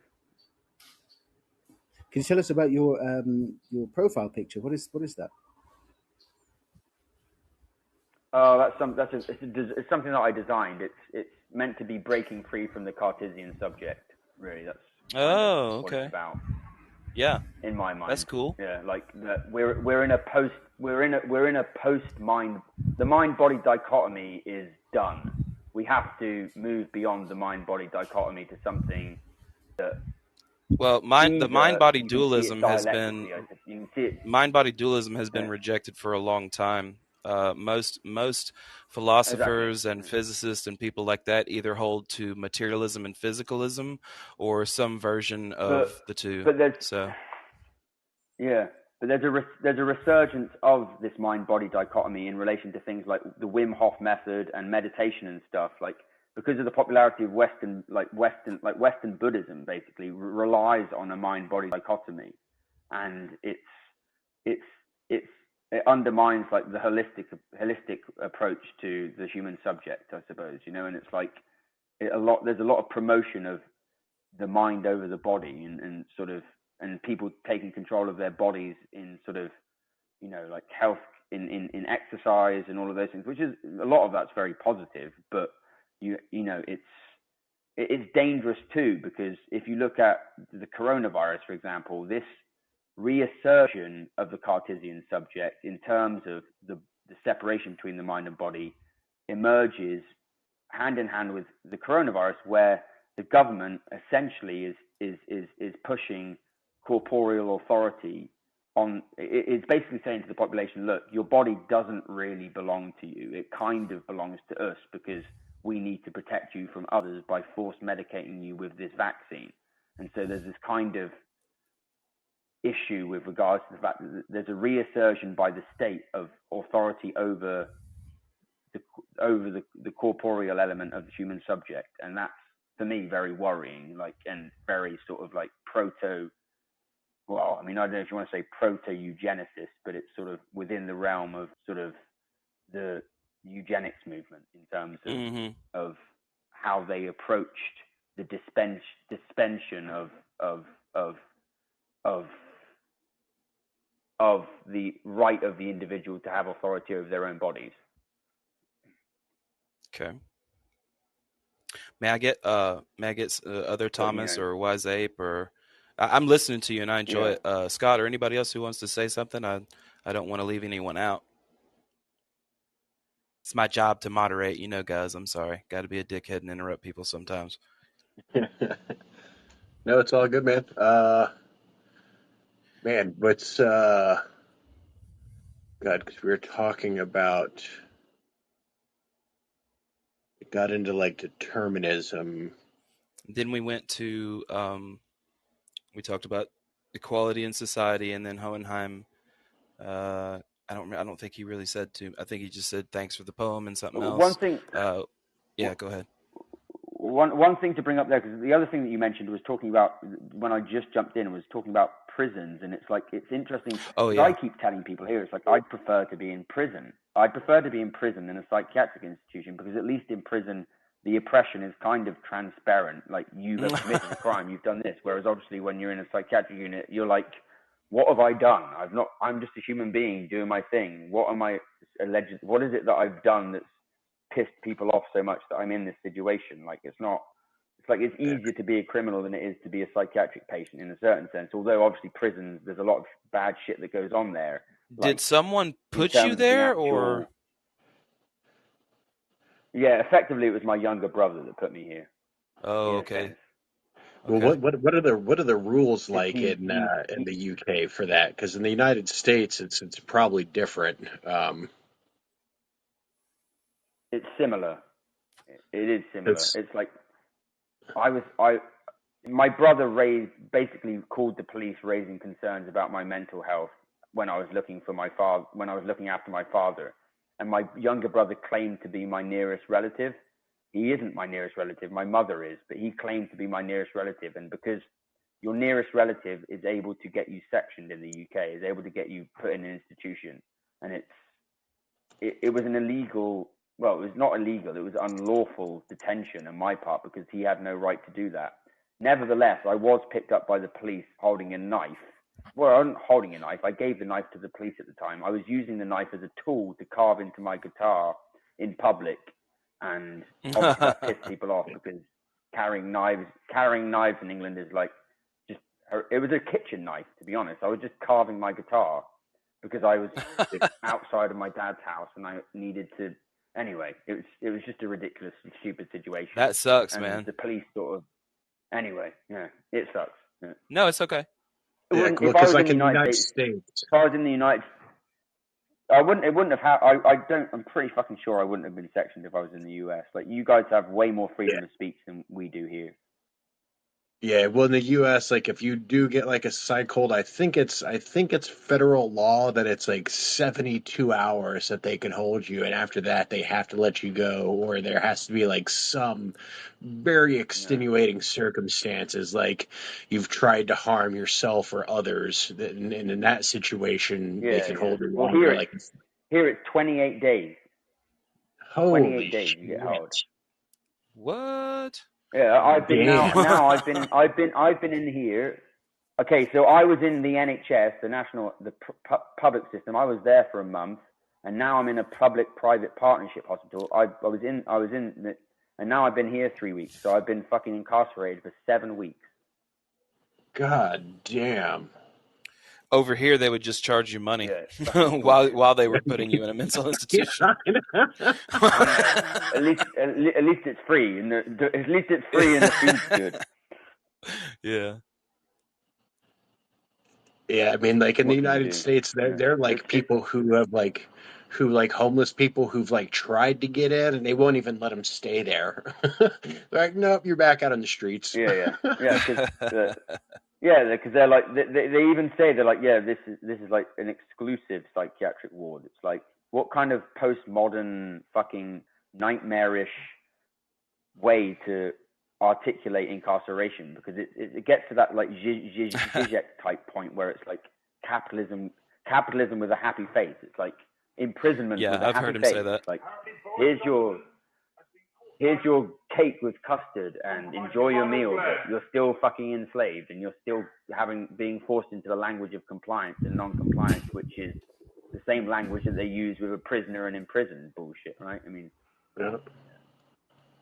Real quick, guys, Unchanged. Anyway, No, you're fine, dude. We love hearing it. I I'll love jump hearing it off. personally. No, well, what I was going to say is you We can got jump right William. back into the caller queue. I'm going to take the next caller, but then you can jump right back in and we'll take you again, okay? Yeah, no worries. I kind of need to go shortly anyway, so I might jump out. Okay, brother. I appreciate you. Be well. Yeah, you too. Thanks a lot for the call. Yeah, man. Absolutely. So we're going to take next caller here. Let's see. There we go. Looks like we got William with us. What's up, William? Can you hear us?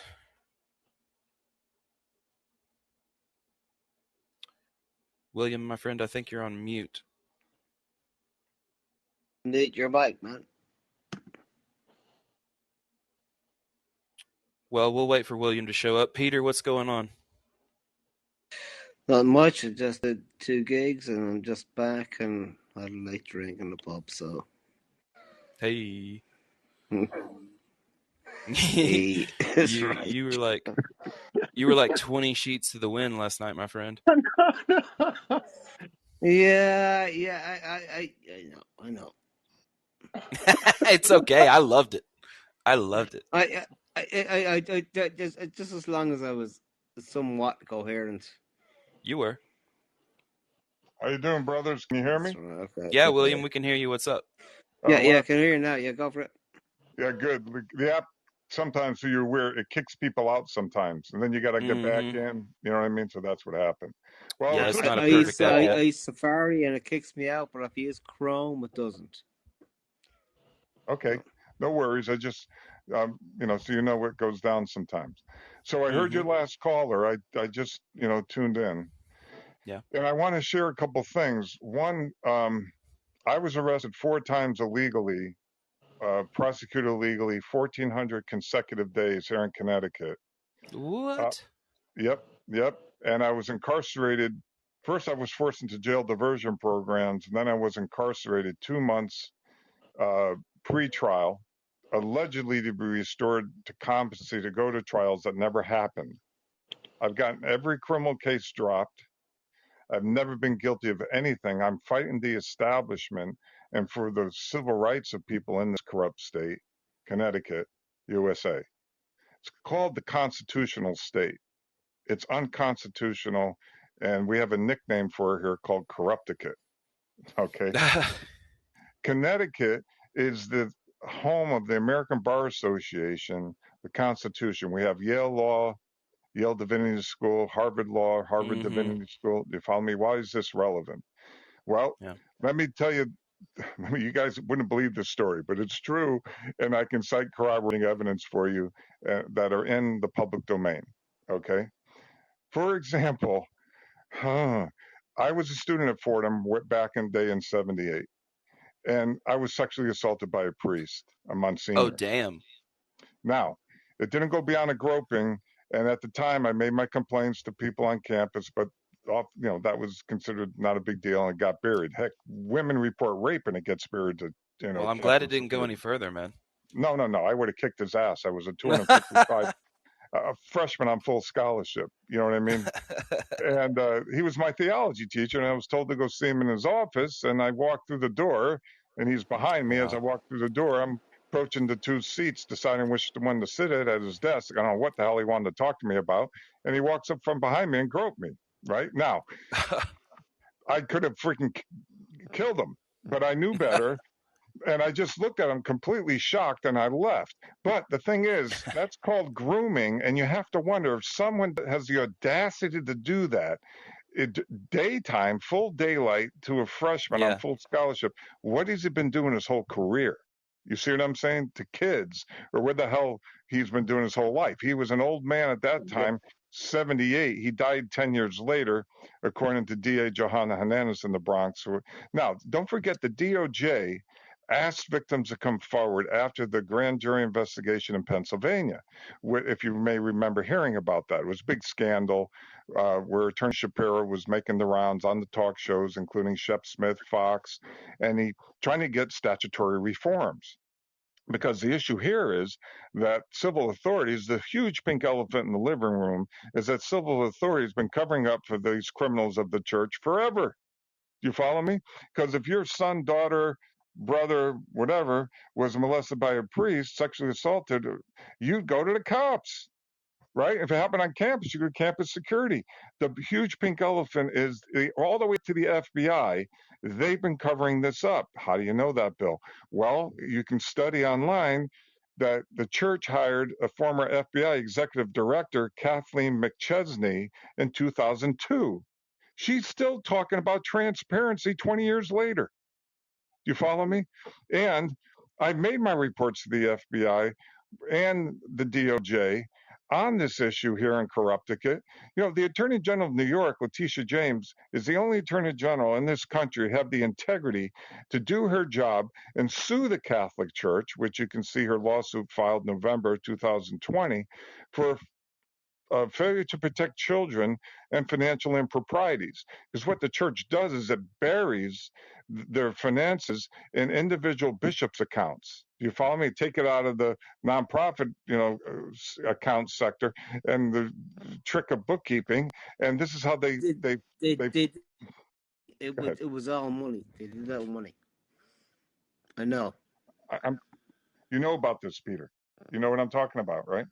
They Okay. offered. It was all about money. They shut things up with a lot of money. They do, and what they do is, see, I was actually referred to Detroit Law, New York, for the Fordham Board of Trustees. What happened about 2.5 years after my original complaints about to the DA in the Bronx, and then Letitia James, about a year into that, opened her investigation, okay, as well as the DOJ. Letitia James got corroborating evidence on this perp sexually assaulting other students. So then the Fordham Board of Trustees referred me to Dutcher Law to silence me with money, and they wanted to know what I wanted. And I'm like, well, first of all, I'm not taking a non-disclosure agreement, because that's why this has happened and keeps happening. I will not take a gag order. You want to help me out? That's fine. But it's not going to come with me giving you a gag order signed, and so they don't want to deal with me. Do you follow me? And so what I did was, pursuant Letitia James' thank you letter that she sent me. Oh, by the way, let me say, her investigator Doyle, for her office, took him 3.5 months to get back to me. He finally got back to me. Now, I had noted in my email reports and my voicemails, the hotline they opened, that Tapia had died. How did I know that? Because the DA in the Bronx told me, and the chief of security at Fordham, Bill McSorley. So there wasn't an ongoing threat to any children, right? You follow me? Because he was dead. But it took investigator Doyle for Letitia James' office 3.5 months to get back to me. He finally called me and apologized. He said, we've been so overwhelmed with calls. Obviously, those are take priority for priests who are still alive. Do you see what I'm saying, guys? Right? And so the Catholic Church has spent billions and billions of dollars on this, silencing people. And there's a great book that you can find that's written by three former Benedictine monks. It's called Sex, Priest, and Secret Codes, a 2,000-year paper trail. Sex, Priest, and you can even find it on Amazon for that matter. Sex, Priest, and Secret Codes. And if my memory serves me correctly, The Guardian posted an article in 2006 by a Patrick Wall, who was one of the authors of that book, former Benedictine monk, okay, citing how the title of the article, best of my recollection, is Everywhere I Turned, I Saw Sex Abuse. Okay. So this has been in the press for a long time and buried. And so Brother Wall cites the canon laws of secrecy, the secret codes that impeach the church. And that is specifically what's called the Crimean solicitations, CRM as in Mary, EAN solicitations. Okay. So when I send emails out to people and make complaints, what am I doing? I'm citing the canon laws that impeach the church. I'm calling out cops who are supposed to be mandated reporters. It's so corrupt in this state. We are 51% Catholic in this state demographically. Okay. And so we have several Catholic universities right in Fairfield County, Fairfield Prep, Fairfield College, University. We have Sacred Heart University. This is all political, right? And if you're not willing to take the gag order and go along with the system, the modus operandi, according to my public defenders, oh yeah, that's the church's modus operandi, to have you charged with harassment. You're allegedly harassing the criminals now. Can you imagine this crap? This is what happens, right? And the public defenders, let me tell you, fellas, you know, the Vatican, all these canon laws started the Vatican, not in Bridgeport, not in Hartford. You see what I'm saying? Where I live. No, they started the Vatican. And so this is worldwide. You know this, right? But here in Corrupticate, the cops, well, let me say one more thing. Not only do we have the, you know, Yale Divinity School, Yale Law School, Harvard Divinity School, you know, Harvard Law School, we also have what's called the Knights of Columbus Tower in the Haven. Okay, this is, you know, founding state, colonialist state, and we have the Knights of Columbus Tower in the Haven, which is the home of the Knights of Columbus for the whole country. Okay. So, William, can we let anybody else get in here? Can we throw the mic to somebody else here in just a second? Well, I mean, it depends on if you want me to get offline, that's fine. Oh, no. I was just saying we got a whole room here and we definitely need to share the mic. It's just a part of the rules that I have to say as moderator. You know what I mean? We've got a constitution on our Pangburn Hangout about everybody getting a say, you know, nobody taking too much time up, you know, everybody getting an equal amount. So I just want to make sure we've got Hohenheim in here and Scott and other Thomas. I disconnected for a second, so I'm just coming back in, making sure everybody's staying on topic and doing a good job. Like I said, it's my job to be moderator, so I got to do this. But no, you can totally stay on and talk with us. I just go ahead. Let someone else speak. I'd be happy to be here. Yeah, absolutely. Peter, other Thomas, Scott, did you guys have anything you wanted to add or you wanted to mention about what William was saying? Hohenheim? Anybody? I just think we should probably just get back to our original topic of epistemology. That's all I would say. Okay. So. Yeah, we can try to veer it back that way. William, I'm going to let you finish up then, brother. And what we're going to do is we're going to try to steer this topic back to epistemology and maybe back to what Hohenheim and then we're talking about earlier. But go ahead and finish. Yeah, well, keep in mind, I tuned in when you had the last caller talking about, sound like he was incarcerated. Oh, yeah, that's fine. Oh, so that's what spurred me to call, because I really don't even know what epistemology is, to be honest with you. That's okay. So let me just tell you, I heard you saying, oh, that doesn't happen in America. And what I wanted to share with you was, okay, I'll try and wrap it up. The state, when they want to drop a case, will offer you a nollie contendere, meaning they don't want to go to trial. They don't have anything. They want to offer you a nollie.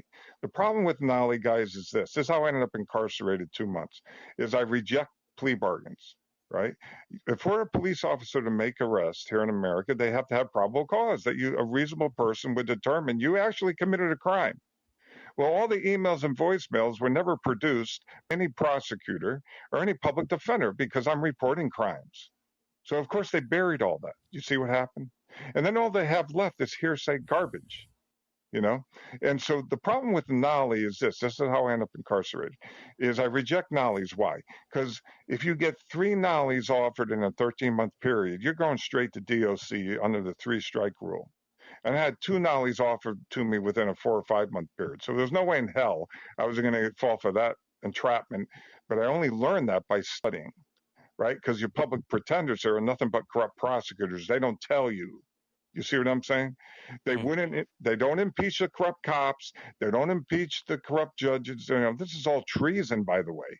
This is outrageous treason, and misprision of treason when it's done by a judge and a I agree. We have a lot of shitty judges, and we probably have a lot of shitty prosecutors. I mean, I know that very few prosecutors get to pretty much choose the fate of lots of people. I understand that that's a problem. Oh, and your public defenders. See, if you have an attorney, you afford to, if you're not happy, fire him, hire another one.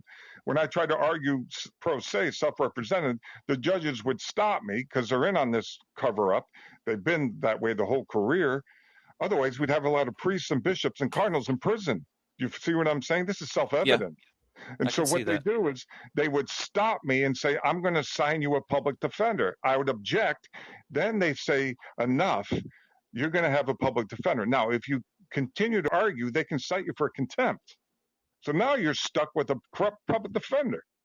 And what they do is, when you won't take the nollies and they won't help you impeach the people they should be doing, they're supposed to represent you according to the public defender's rulebook for the indigent, zealously, truthfully, and loyally, and file disclosure motions for inculpatory and exculpatory evidence. And the prosecutors are required to disclose. This does not happen. Okay. And so what they do then, if you're fighting the establishment, okay, what they do then is they will order a comp eval. This is how I ended up in the psych ward for 2 months. Do I sound delusional and bipolar about this issue? Hell no. I'm nailing it. Right?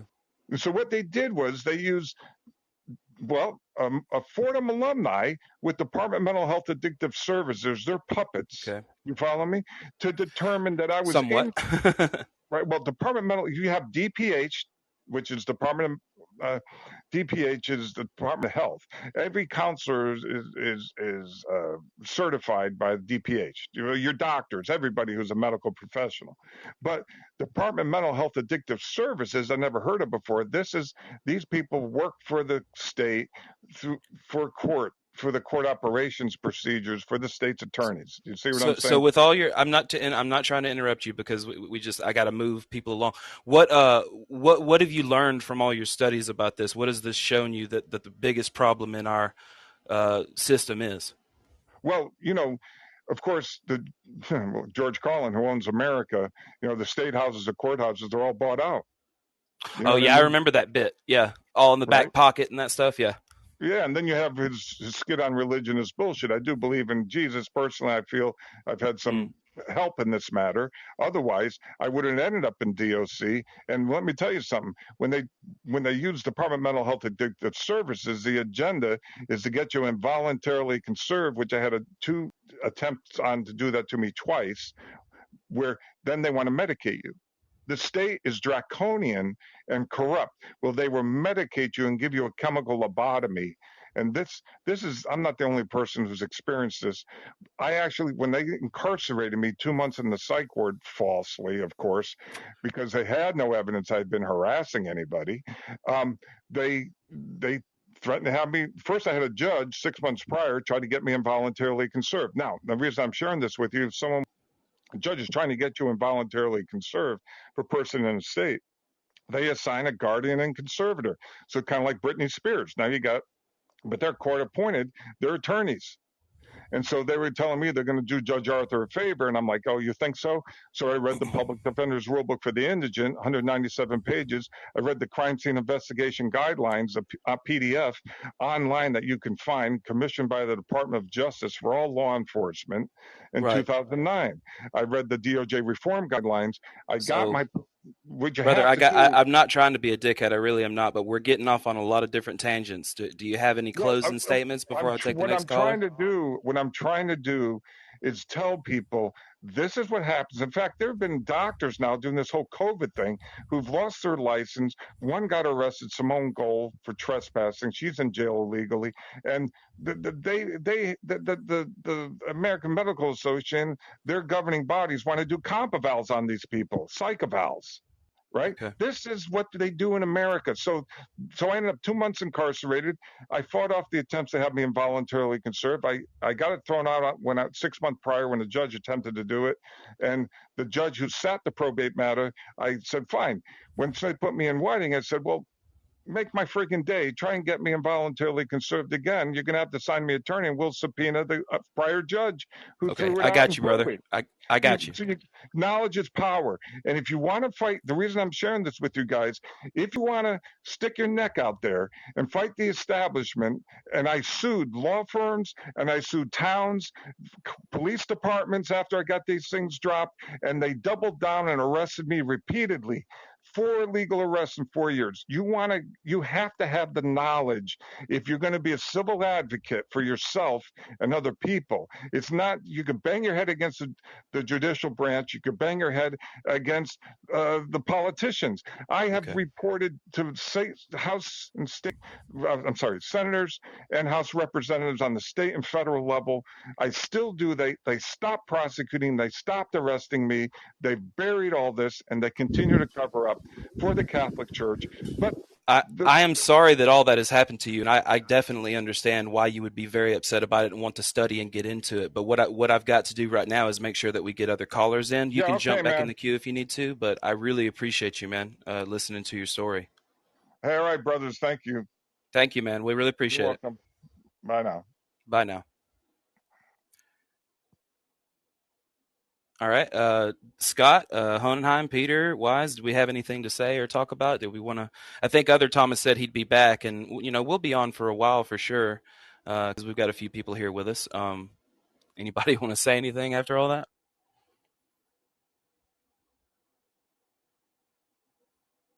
Peter? No, nope. I feel you, bro. My shit froze for a mean minute, so I hope I wasn't causing any problems or anything. No, not at all, man. What did you think of that, Scott? I was only here for half of it. Yeah, I mean, like, there's definitely issues. Don't disagree with that. Yeah, there's definitely issues with the system and the legal process and prosecutors and all that. I don't know about all the ins and outs of it, but yeah. No, I don't either. Well, since Other Thomas was the only one that seemed to really want to get back to the conversation of epistemology, but my rooms are about tangents. I don't mind going in any direction, really. So if you guys want to bring something up and talk about it, go for it. Start a new tangent or go back to determinism or I could sit here and babble about justification for a long time, but that's just preaching. So I'm gonna bring back Unchanged here in just a second. I just wanted to make sure all the speakers had a chance to say something. Wise is good, but I haven't heard from Hohenheim in a while. Are you there, Hohenheim? Hohenheim? I guess he is. Oh, there he is. I am. I'm just far away from my phone. Yeah, no, nothing to say. Happy to go back. Go to anything, any topic. I'm happy. Yeah, I am too. Like I said, I could talk about justification all day, and we could get deeper into that. But I plan to have maybe one more episode on justification, and then we'll probably move on to truth and things like that. So, between you and Scott talking about determinism and morality, I was trying to steelman you, Hohenheim, about saying that I thought you were a hard determinist, and usually when people say that, I take nomological determinism. The laws of physics have dictated everything since the Big Bang. So that means that your moral theory is based in the laws of physics, right? Yeah. Is that right? Yes. Okay. All right. So that's why you think that there is no moral agency. Is that correct? Yes. Okay. All right. I just want to make sure I steelmanned you correctly. Scott, did you have something to say back to that since that's what y'all were talking about earlier? No, I mean, I'm pretty much in the same, I mean, I am too. Yeah. I can't ignore determinism, but I lean towards some type of soft determinism, like a compatibilism maybe, or like a midway compatibilist, but I don't really know. I mean, I can't. Yeah. Yeah, well, I was actually looking at it. So they've got, you've got like soft and hard determinism, but they also have like a moderate. And there's a different variation that's in between those two. And that's probably right where That's probably where I'm at too. It's some kind of compatibilism. You know what I mean? Like, since soft determinism is a form of compatibilism, hard determinism is just straight causal or nomological determinism. So, I think Unchanged, I'm going to bring him back in just a second. He was talking about linguistic determinism. That is a thing. And you can look on the Wikipedia page, and it will show you. I can't remember exactly how to describe linguistic determinism, but it's basically that all statements in the future are either true or false, and those values have already been set out by determinism. It's kind of similar to logical determinism. Remember that one, Scott? Yeah, yeah. I guess like the reason I don't really fall or like give a ton of credence to the linguistic side is the guy who was on before is pointing out in different native cultures they didn't have words for this, that, and the Right. other. But I think causal relationships have existed since the Big Bang. I mean, that's just the Yeah, before fundamental linguistics, nature. yeah.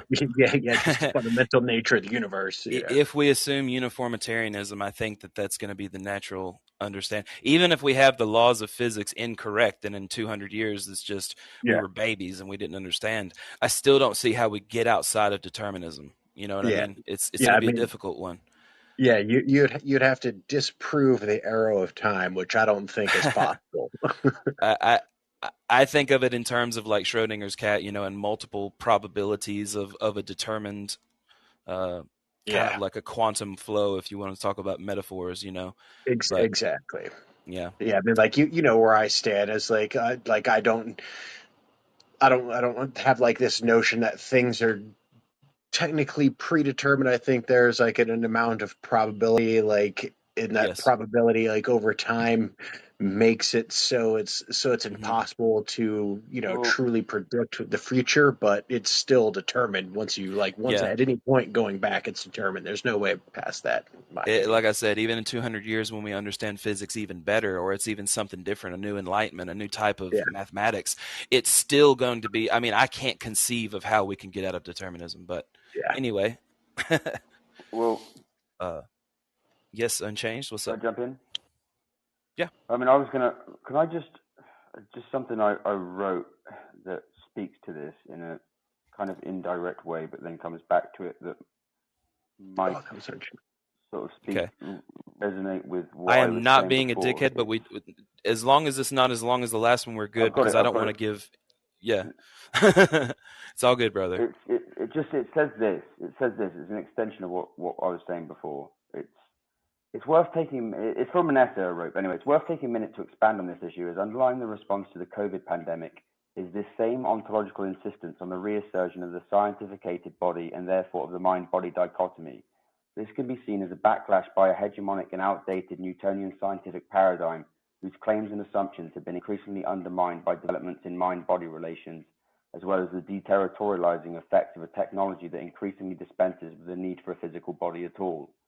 Concurrently, arriving inevitably no less at the height of a resurgent ideological nationalism, the state has reasserted its institutional role as the agent of the state of exception in response to the deterritorializing forces of globalization that were disintegrating its meaningful subjectification of its population. The reassertion of the scientific body re-establishing the territory on which the state can exercise its authority. Now, the most concerning aspect of all this, in the eyes of this author, is the vaccine. If one is to accept the vaccine, it makes for the deep acceptance of the existence of the body as separate from the mind, a medicalized body beyond the mind, subjugating both to the ideological state apparatuses at an ontological level. This is repugnant. Now, of course, many will say that we already do this with the variety of vaccines received throughout childhood, but in this case, they are imposed on us without our consent, without reflexivity. Whereas in COVID, the subject engages in a willful acceptance to or unwillingness to reject the bifurcating authority. And of course, within the existing framework of mind-body, this presents very real dangers with respect to the nocebo effect. Sorry, Do my you fucking mind if I phone is interrupt you crashing. for a moment? Do you know where this is? Yeah, Can you go ahead. post this link into the chat, maybe? Yeah, I can post it to that. I will do it. Yeah, it's a long essay. Yeah, It's a if you get a reflection chance, on. I please did do a that night. so that people Yeah, can read the information. I didn't, Yeah. and it's all cited. Oh, I'm not saying I don't It was an trust you. I'm essay. just saying we need to give this information No. to the audience. So Yeah, exactly. I'll put it in there. Let me just get to. Sorry, my phone is a slow old phone, and if I run Opera GX and call in at the same time, it's crashy. that's all Yeah, right. and I guess like my understanding of the way I see the mind body dichotomy has to do with like spirit, right? Like obviously there's no Yeah, such thing exactly. as a spirit. Yeah, because to me, But anyway, like I'm a monist. Like we are the material. The physical. but we're Yeah. linguistically material. Like our materiality only exists because of language. Like without language, we don't have materiality. No, the language is just a definition of the reality of materiality, right? So No, like the I mean material is no, but there, right? language manufactures reality. It has an effect on it, but like physics existed before we had language to describe physics. Yeah, but physics. I said. I mean, as I say in that paragraph there, this is speaking to sort of this. It's a Newtonian scientific paradigm that is. It doesn't have to be that way. In other words, like you can have societies that operate with different epistemologies, right? Like you can have a society, and there are tribes that operate without any degree of understanding of physics, and they still function fine. Oh yeah, like you can have absolutely, yeah. Yeah, and so I think that physics is intuitive. It doesn't have to be that way. And that's why and Foucault does this. Foucault, because Foucault's a great epistemologist, and he makes the fair point that the development of Newtonian science goes hand in hand with the ideological apparatus that's developing at the time, which is one of sort of the transition from feudalism to capitalism. I mean, this is what it goes into say here. It says, as I was saying, but in this case, they are imposed on us without our consent, blah, blah, blah. Further, the belief in vaccines as the way out of the pandemic is fundamentally flawed anyway. At the social level, it's a form of symptomatic treatment only. Remembering that the coronavirus in terms of overall infection fatality is most closely comparable to the medium influenza pandemics of 36, 57, and 68, that about 95% of all people develop the most mild or moderate symptoms, blah, blah, blah. It is clear that the need for a vaccine has been vastly overstated. Moreover, it is clear that the real cause of our susceptibility to what is a relatively weak virus is late capitalism itself. Lifestyles of garbage gluttony combined with healthcare based ultimately on the same hyperconsumptive ethic. With future pandemics increasingly likely, as well as the impending future of generalized antibiotic resistance, as a species we cannot continue to medicate our way out of these problems. Ultimately, the only way forward is the paradigmatic shift away from the retrograde conceptualization of the body of Western medicine, science that is an inevitable reproduction by market forces, one based on the de-dichotomization of mind-body to an immanent understanding. More practically speaking, the politicization it seems as though you're fasting. Let me just finish the paragraph. Fasting and even anorexia via activist demonstrations of the capacity of the mind-body that disrupt widely accepting medical truths seems to be the most overlooked direction this could take. Unfortunately, the contemporary left shockingly seems to overwhelmingly accept the hegemonic scientific discourse that is at the heart of the maintenance of the capitalist order they claim to challenge, as has been evident with the widespread support they have given to the dominant medical response to the pandemic. It's rather unbelievable this is the case, considering the epistemologies of Marx and Foucault. Go ahead, Scott. That's my critique of what you were talking about in terms of pushing the scientific paradigm. But I mean, I'm not a hardliner here. This is just my reflections that emerged after I was fasting for 19 days. Yeah, I guess to me, it's sort of like when you say that, I thought you were arguing against dualism, but it sounds like you're arguing for dualism. Kind of accepting it. I mean, it's like accepting it from where we are right now. It's like, I mean, I've just been on a spiritual journey for 3 years, and it's like I've been engaging with Church of Latter-day Saints, Church of Scientology, like trying to get to grips with the experience I've had, understanding the experience I've had, because I had a near-death experience in Cuba, and since then my life's just taken a totally different direction, and it's kind of trying to get to grips with it, and you just write these things down, It seems like we're taking dualism and putting it into capitalism and feudalism and all these other different things. I didn't know where we were making the connections there. So with Cartesian dualism, there's a lot of it's not usually accepted. Hang on just a second, brother. Hang on just a second. It's all right. It's all right. I mean, that's all right if you need to. Go ahead. I'm kind of slightly autistic, so I slightly end up with interrupting people because the delay on calling is like milliseconds, and it's like you can't get the flow. Yes, it is bad. Yeah, it is bad, but you're fine. I'm not judging you. You're completely fine, and I think you bring up a lot of good points. So I'm not shutting you down. I just wanted to respond just for a moment, and then we'll let Scott say something, and then if nobody else wants to say anything, equal opportunity, we'll come back to you. Okay. So just basically, I've studied a lot about the mind body problem. I had to when I went to university for psychology when I was younger. We covered this a lot in the philosophy of mind. You know, pluralism is not accepted usually anymore unless you're talking about epistemological pragmatism. And then they have a sense of pluralism similar to the ideal of Platonic idealism or, you know, universal abstracts. Abstract universals actually having a realm of existence that is separate than this one. That's pluralism. So with dualism, Cartesian dualism, there was the physical and there was the mental, and those were the two types of substances ontologically that existed. So now they have different forms like property dualism, where there's a property above both the mind and the body. The mind and matter. And then there's also property dualism, and there's substance dualism, which is a little bit different take on the property dualism. You can look them up. There's three different types. But then there's monism, which is everything is made up of something the same. There's neutral monism, there's ideological monism, which is idealism, and then there's physicalism or materialism. So usually most philosophers find themselves inside of physicalism or materialism. Then we have a friend on here named Dao Su who is a neutral monist. So yeah, I just thought I'd throw that out there real quick. Yeah, and I was going to say, kind of relates. Sorry.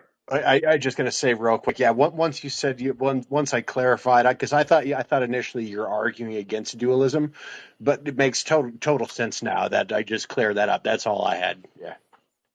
Yeah. Well, what I'm very interested in is consensus, like consensus reality, like how we form consensus around concepts and around these kinds of notions of, like there's a lot of consensus around the scientific paradigm as being, and it works. We can see that science works. I mean, we have technology and it's worked as a paradigm, but we could have had a different history, and and we are going to have a different history moving forward in the fact that we're moving from binary into quantum computing. But human history could have gone the other way around. We could have sort of jumped binary and gone straight to quantum if we had kind of had a different consensus reality at the time. And so Maybe. It's like, it's not like the epistemology is always contextual.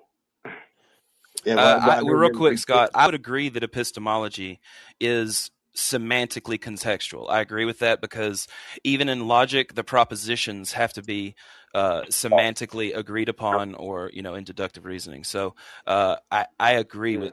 I follow you on that. Go ahead, Scott. When I do think like we actually had different forms. We had understanding of binary before binary, right? Like base 20 and stuff like that. So like we came to binary from larger. Yes, we've gone backwards rather than forwards, perhaps.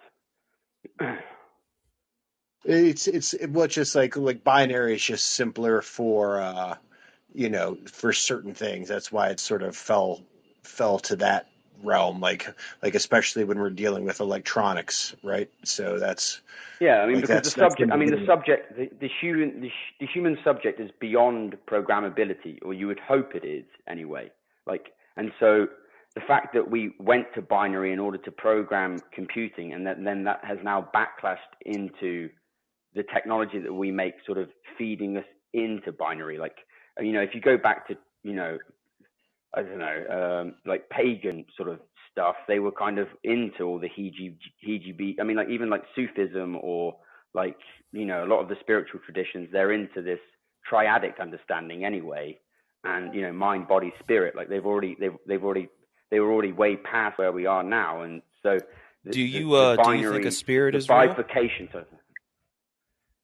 Yeah, from my personal experience, I had an experience of my soul leaving my body, and so I have to accept that as fact, because it's just what I experienced, and I accept it as a wholehearted truth in my own reality. And I don't push it on anybody else. I just say that's what I saw, and so I'm trying to understand the world in a different way Oh, because I that's can't very understand honest. it in the terms. Yeah. I've exhausted Western science as a way of understanding the experiences I've had. Yeah. What And if that's not to say there that they is an can't be explanation understood for that? within. Well, then I'm happy to explore that explanation because it's quite fascinating. I mean, one of the things that I'm really into is sort of thinking about the connections with astrology, because a lot of the experiences I've had have been connected to astrology or astrological positions. And so I think there's something to do with the movements of the planets in relation to sort of micro dosages of different neurochemicals, for example. Like, I mean, I'm interested in the possibility of scientific explanation, which is kind of a Jungian position to take anyway, because he worked a lot on synchronicity with, what's his name, the physicist, right? He was trying to get to grips with the connection between sort of, I mean, the spirit and science, I suppose. Yeah, I mean, Jung was one of the first people that was doing the quote-unquote spirit science. You know, he was doing the psychodynamics and the psychoanalytics with, you know, in terms of the philosophy of it. But he definitely infused some of the Dharmic tradition into his works. Pretty cool. Everybody should read Jung. This relates a lot to what Lacan tries to do, because Lacan is like a radical scientist too. I've read Lacan. And he rejects Karl Popper's theory that science is all about falsification, and he says no, it's not about falsification, it's about formalization. And so Lacan. Oh, we lost you again, buddy. We lost you, man. Mace, this is your chance to get up here, man. You had your show. Yeah, you're more than welcome to come up here, Mace. Always. Well, Mace had his show yesterday on astrology. Oh, yeah. I'm going to take cool. the scientific position of the null hypothesis on astrology, because I disbelieve that it has anything to do with objective, quote unquote objective reality, until I see some evidence that it predicts anything in any way. Yeah. I don't mean astrology by like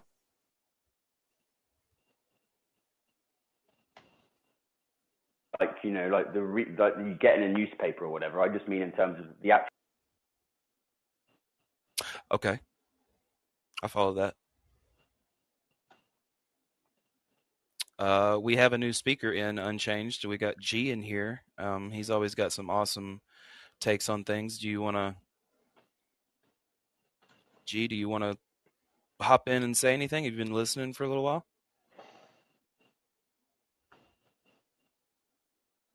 Oh, he's probably just preparing himself, or maybe he doesn't know if he's on mute. It's always nice how few listeners there are on call in. I remember at university I had a radio station and I only had 5 listeners. It's better having few listeners. I like these small rooms. I enjoy them. I think it's really fun, to be honest with you. Well, I do have a question for you, Unchanged. I have a question for you, Unchanged. Do you do the Wim Hof method? Do you even lift, bro? Yeah, I do. I mean, I can Army uses. No, because earlier you mentioned the Wim Hof method. Yeah, the Wim Hof method. I did it for a year. I did it all throughout the COVID pandemic, and it was really helpful. But I changed to doing Buteyko breathing. Yeah, because I do. Basically, like the Wim Hof method is something that's called like alkaline breathing, something like that. I do it every day. It's fucking great. Yeah. It is great, but the problem with it is that it doesn't actually increase oxygen in your body, whereas the Buteyko method, which is basically artificial high altitude, you just induce high altitude situations. Oh yeah. Like you just breathing as little as possible is really good for you, basically. Mm-hmm. Yeah, well, like I do it just for like the less you breathe, the better. Well, you know, I do it for like just like to like calm myself down and like clear my mind. Just sit there and like breathe for 20 minutes. You know, it's like it fucking helps. Exactly. Yeah. Absolutely. Massively I love helps. There's actually, I highly recommend. There's a really good app on Android. It's called Pranayama. It's Pranayama something. I've got it. It's amazing, by the way. Pranayama. That's like pranayama. That's app like is called fire, breath, prana, and ice. but but the app is called prana breath. Yeah, that's like ice breath and fire breath and all that. And they have it's deeply connected to Yeah. wiki, like it's Yep. type of breathing ever done, and you can just click on it and it will give you all the guidance for how to do the breathing. It even has like quit smoking breathing and shit like that. It's fucking cool. Yeah. Well, they even do something like that in the military. The what is it? 4-7-8 method, which you breathe in for 4 seconds, hold it for 7, Yeah, breathe yeah, out for exactly. 8 seconds, and that, like, if you do that I for was saying, 5 minutes, like, you calm down. what the Russians do, which is based on really good science, is Buteyko. They do that in the army, and Buteyko is just because the less you breathe, the more you expose yourself to CO2, the better, because your body, because the CO2 increases the size of your capillaries, and so more oxygen can flow into the empty space. I can't remember what the principle is. It's a physical principle anyway, and it works amazingly. Yeah, it has to do with your autonomic nervous system. When you're breathing out, it's the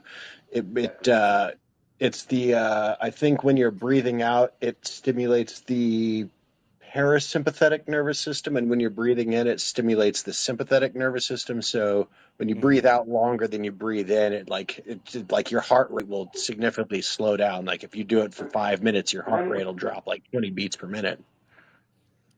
I feel the danger sometimes with this stuff is because, like, then these things quickly become scientificated, and that's what's happened with like Western Buddhism, and they kind of lose their sort of like spiritual, not kind of their spiritual value, but they kind of lose the fact that they aren't explainable by science. Like, it's kind of fun to have things in life that aren't explainable by the dominant epistemology. The sublime.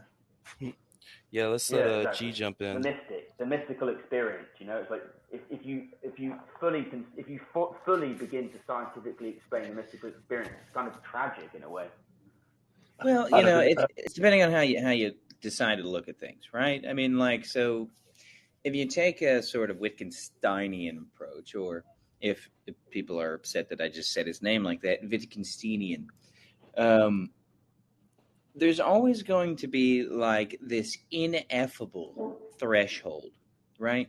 And we like, as a species, we love being able to understand something right to the point of that ineffable threshold, to where we can sort of expound on it in concept and maybe relate it back to ourselves in a way that's self-generated and self-explored and stuff. And the moment somebody comes in and says, yeah, but you're an idiot, all you got to do is take the 1 and carry the 3, and then there you go.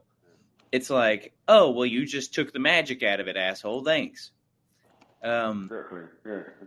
You know, it's really kind of like that. You took the ineffable and you turned it into a formula. And it's like, well, we don't really like that. You can't avoid that. You can't avoid that. And so then, I mean, this is where it goes to like Deleuze and like the deterritorializing subject, because then you have to always be at the avant-garde, don't you? And you're pushing things so fucking hard at the edge of reality that there's always space for something like well, that's new. Yeah. Like That's why I like Baidu's. There's always going to be ineffability. Yeah. Well, see, that's why I like Baidu's ontic decision, right? So Baidu sort of goes over the what would you say, the logic associated with like sort of the infinity of things, right? That sort of break from the ability to say, well, A equals A, into the infinity of A's that go in both directions that we'll never really know anything about, that we have to conceptualize and take part in a sort of like whole body, engagement into to catch any vibe off of. And like that's the realm. And past that threshold, that's the realm of the spiritual. It's the realm of the ineffable. It's what Wittgenstein said, shows itself as the mystical. And well, I mean, I always say to people, like, as a practical thing, it's sort of like there's lots of different ways you can approach your life, right? Like you could say that my life is a poem, right? I read a poem earlier. My life is a poem. Do you want to read your poem, or do you want to write your poem? Or you could say, my life's a book. Do you want to read your book or write your book? your life's a film. Do you want to read the book? Do you want to direct the book, or to direct the movie, produce the movie? What do you want to do in your life in terms of how you're approaching things? And like, even if you say, I'm a scientist, it's like, do you want to read science or do you want to write science? Right, So, right, like, right. if you're A good scientist, yeah. I mean, like, I understand what I was just going to say. Recently, I had an experience quite like this. I've been keeping a poem sort of in my back pocket from Walt Whitman that says, I sing the body electric. And recently I had read the poem and it sort of was revivified for me. So I was like, why don't I take this idea and like go one up him on a poem? And so I kind of like did the best I could with that, because like I didn't just want to read it. I wanted to sing it with him, so to speak. Engage in the dialogue with the writer himself. That's what Deleuze does with all of his work, where he's like, every book he's written is just like a takedown of somebody else. It's like you write a book and it will just be his rereading of Nietzsche in relation to your own understanding of things. It's not like because so often in academic circles with regards to philosophy, we just read philosophy rather than sort of rewrite the philosophy in a sense, or rewrite like you're saying, like taking Walt Whitman and being like, I'm going to challenge that and push that in a different direction or something. Well, on that front, you're speaking to the like converted, my friend. I am the choir boy, water boy for the choir boy. Exactly. Now, I just really want to get the fuck out of here for a cigarette right now, and I'm going to have to try and ask him for a cigarette break, because it's now 4:30 a.m. here, and they think I'm insane, and I'm not. I'm just an intellectual, and they don't understand what the fuck I'm talking about. Well, G doesn't know your situation, so. Well, the thing I can deduce a couple things. You're probably not insane, and you're probably surrounded by insane people who don't know what sanity looks like or how to contend with it when they see it. It's probably something like that. Exactly. He's in a psych ward, G. Oh, is that right? How did you get here on this call? I've been incarcerated for 7 weeks because I have a phone in here that's pretty liberal with access. They wouldn't expect me to do this. They think that I wouldn't have the balls to go on and do a public radio show or something. I don't know. Well, you sound pretty put together, my friend. I'm not so sure you're in the right place. Yeah. No, I'm not in the right fucking place. I'm trying to get out of here. So, are you doing okay? Convincing the insane that you're sane is pretty fucking hard sometimes. Well, don't even try it. Just let them see if they can tell. Because chances are they're not going to tell anyway. The problem is they hang the threat of a needle injection of unknown chemicals into your body. It's horrible. They force medicate you in here, and so you have to fight the drugs, because the drugs, they don't even, once you arrive to a psych ward, they don't even establish a baseline subjectivity. So they have no idea who you are. So they're just medicating to some kind of bizarre normality that exists in their fucking heads. That's like, oh, you must sleep for 8 hours a night. So at night you're not allowed to be awake. You're not allowed to do this. You're not allowed to do this. And if you swear at people, then you must be insane or whatever. It's like, it's just, they live in this, it's just, all the language is cast in terms of compliance and non-compliance. And it's just, the language is just scary shit that's been inherited from, hundreds of years of psychiatric abuse of people that think and are, dissent and fucking challenge things. And the UK, just the freedom of speech rules in this country are just fucked. We don't, I wish I was in the United States right now, because I wouldn't be in this fucking position. Yeah, I was going to say, man, I mean, the best thing you can do in your position is to stay your tongue as often as you can, except in cases that would be pleasing to your, your captors. So, I mean, it sucks because you're kind of already... Go on. I'm following the rule of being respectfully disrespectful and disrespectfully respectful. Well, what's going to get you out sooner, though, right? That's what you need to focus on. Because I've been in here long enough that I don't actually care about being in here. So I think the best thing for me to do is to get out in a romantic way. And the romantic way for me to get out is renouncing my British citizenship I have an Irish citizenship. I have my Irish passport. I'm going to renounce my British citizenship, prove that I'm sound of mind, and move to Ireland. And then I'm going to get back to Mexico, where I have permanent residency rights. That's my plan. I like the sound of that, man. Yeah, I like the sound of that. It's got to be romantic. You know, the more romantic you can make the story, the more difficult it becomes for your captors to refuse you to engage in that fucking poem. Yeah, that's true, man. That's true. Just watch out, man, because your captors don't care about any of the romance. Only people like us do. I know, exactly. I know, that's why I'm here talking to you whilst I'm in here. Yeah, I can see. It's reassuring. Well, I hate that for you, man. It's very reassuring. It's always reassuring to come on. That's why I'm so glad I got on calling like months ago, is because these conversations, when you're put in a position like this, and any one of you or any one of us could be put in this position just by luck or by some asshole. I'm counting on it. It's very reassuring to speak to intellectuals. It's probably going to happen. It will happen to somebody soon, you know.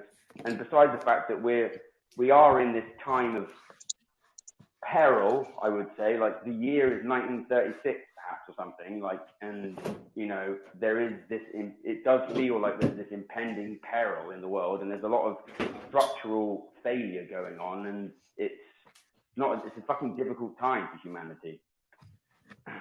Yes. That's because there is an impending peril in the world. Yeah. But we don't want that to become a self-fulfilling prophecy either. And so, you know. Well, I do Perhaps. feel what you're saying, man. Real quick, I was just going to say, everybody subscribe to the Pangburn Hangout. I appreciate it. I'm not ending the show or anything. I just kind of have to make this little plug every now and then, unchanged. Please go to the YouTube. Good night.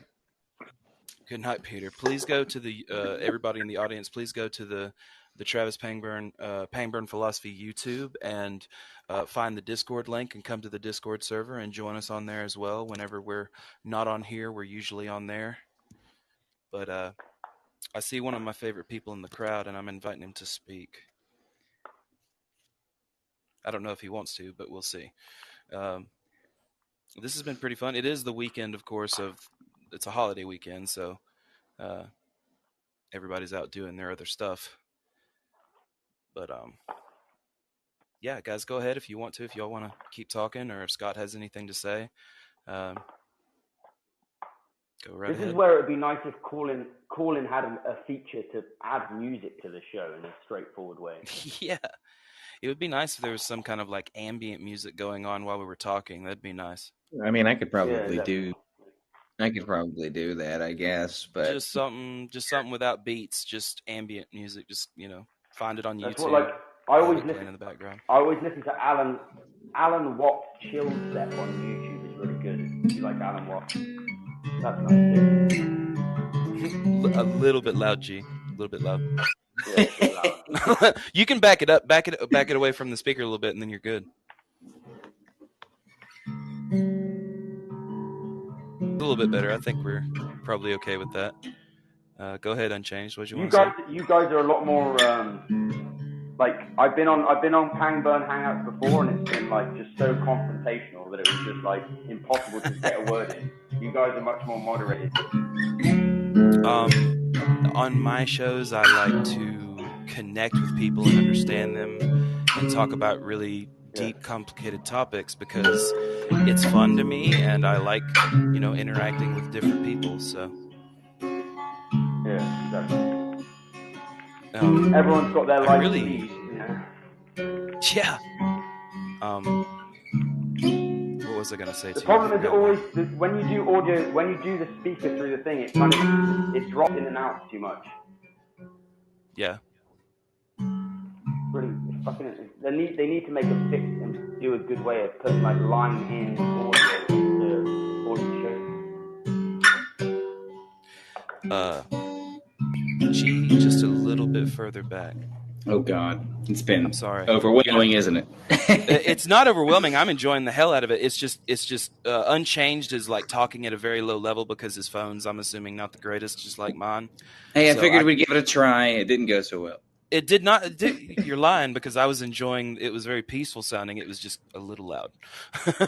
I enjoyed your playing. Well, it's all these companies, For real. all these phone companies cop out and put shitty microphones in phones. It's like they save like $1 on the microphone and don't put good mics in. It's fucking irritating. Yeah, especially the cheap phones. They all have shitty microphones in them. Yeah, I'm using a cheap pair of Bluetooth headphones right now, so it's probably why the mic's so shit. Well. All right, I'm gonna see if I'm Unchanged. Do you have our Discord? Managed to persuade him to give me a cigarette. I haven't. You're gonna like, go the phone that I've got bargain. at the moment. Phone I've got at the moment, I haven't got a laptop in here, and the phone that I've got at the moment is fucking slow, and so like Discord just would run like shit on there, I imagine. Oh shit. Okay. Yeah. Well, hopefully I'll get. I want you to be able to come to the Discord. Yeah, I will. I want you to be able to come in the future, probably once I'm out. Okay. I'm sorry, there's a bit of a delay. I don't mean for us to continue to interrupt you. I know that's kind of annoying, but it is probably like a little couple of millisecond delay there. You have to be patient. That's the thing. Oh yeah, I'm fully. We're good. G, did you want to bring up anything or talk about anything? Fuck it. I mean, say what you will. Nothing was really on my mind. I think the topic of finding the balance between scientific exploration and spirituality. I think that's an incredibly interesting topic right now, and I mean that in the sense that, like, a year ago I would have been like, kind of get that out of my face, pretty much raw empiricism, rationalism, and now I'm seeing that we're going to be kind of needing that going forward. We're going to be needing that sort of domain of romanticism and that domain of the ineffable to really carry us through. Because I think Unchanged is right. I mean, like, we're in a state of peril, and the global situation isn't going to find any sort of real resolution through science, because that's not what science is after. It's not what it does. Like that part of us that seeks the romantic. That's what that's for. Like, it's there to help find resolution and bring balance to a broken people and a broken mind. Science isn't for that. It's just to give form to the motions, so to speak. Well, he thinks you're doing everything in here, probably, or something. I don't know. No, exactly. Sorry, let me mute. It's okay. You're just a little quiet. Does that kind of make sense, though, Tom?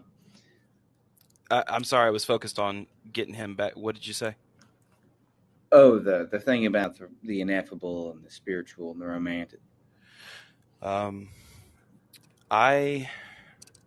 don't know, really. I feel as though, in my mind, the introspection and the interpersonal things that I've experienced, there is something transcendental about physics and about existence that I can't put my finger on, and I don't know if anybody can put their finger on it. But it doesn't seem like anything to me mystical or magical or anything like that. Now, I could talk about my love for music and my love for psychology in a transcendental way, that they transcendentally make me love life, because I'm interested in learning as much as I can about those kind of things. So, but the answer is I don't know, but I don't think there, like I said, I don't think there's any mysticism to it or anything like that. I think I could be wrong. I think at times people don't want to know answers to things of wanting the mysticism because it's more comfortable in it being that way. It's that you don't want to. It's nice. The nice thing about that is you can make up what you want to think. You don't have to be stuck in a position of a situation that you don't want to think about, and that being reality. So I think at times people are conflicted in their biases or seeking answers.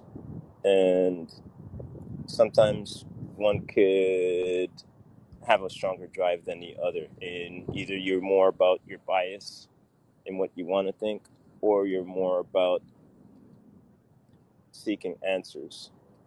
The thing about the bias, the comfort about the bias is ignorance can be bliss. And the comfort about seeking answers is that you can grow as a person. Or you can possibly fail, right? Because, I mean, if you look at a reality for what it is, then the challenge is to overcome it. And if you don't, then what does that say about you as a person? But if you do, then you're triumphant, and it says positive things about you as a person. It's just that potential fear of failure and having to look in yourself in the mirror and call yourself a loser. But that's not the case, though. I don't really think that necessarily has to be the case. I mean, it could make you look for something to strive for. It can give you drive, whatever May I ask a quick issue. question? Nivik, do you think that there is anything mystical or romantically transcendental about existence or the universe? Oh, yeah, that's a nice thing. It's nice to To think imagine. about? Okay, Yeah. yeah. Okay, yeah. Go ahead, G. Yeah, I mean, Or whoever. I would say, I mean, it's certainly still on the table, irrespective of like basically the onslaught of the new atheist movement and stuff over the past 10 years. I'd say even with all that, Well, these concepts are kind of still on the table. I won't discount it. You know what I mean? I won't discount Right. Yeah. mysticism completely. I'm a methodological guys, do you want naturalist. to? So. Do you want to about like what you're talking about? Do you want to hear a very short story of my near-death experience in Cuba? Very short. Yeah, if it's okay with everybody up here. Sure. So I won't get into it because it's a fucking long story, but I was having this near-death experience after I suspect I got Irukandji syndrome, which is from a box jellyfish. You can research it yourself. Okay. I ended up doing this meditative exercise, and anyway, I was lying in the tent, and I had this near-death experience, and my spirit, my soul was leaving my body, and I was looking down at my body, and I was speaking to the moon, and the moon was the representation of God, I guess, and he was saying, "You're not right for this world. There's no place for you anymore. You've got to take Oh, damn, I think we lost you again, buddy. you away from this world." And I'm there looking down at my dude, and we're kind of discussing it, me and God or the moon, whatever, and we're back and forth and trying to negotiate the situation, kind of. And then God's finally like, "No, it's your time to go." And I say, "Okay, but I have one last question for you." And I say to him, "Why do you speak such bad English?" And the moon replies in Spanish, "Porque yo soy cubano." And then the moon starts laughing, or the God starts laughing, and he says, "Maybe I was wrong about you. I think you do have a place in this world." And slowly my soul returns to my body, and I wake up, and I'm reborn. I think that speaks to the nature of God and the nature of science and everything.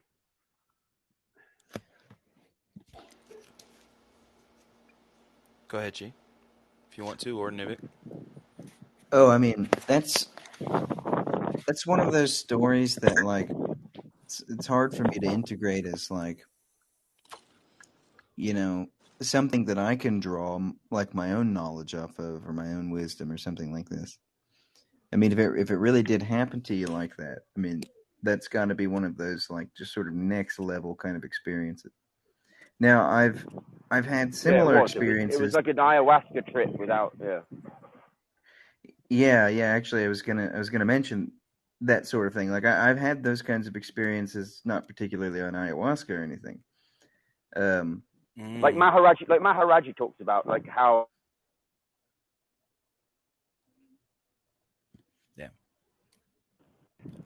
Can I ask why and how you end up in you can't Cuba? try to have a mystical experience, and if you're taking drugs, you're already in the realm of the ego because you're trying to do it rather than doing it from a position of.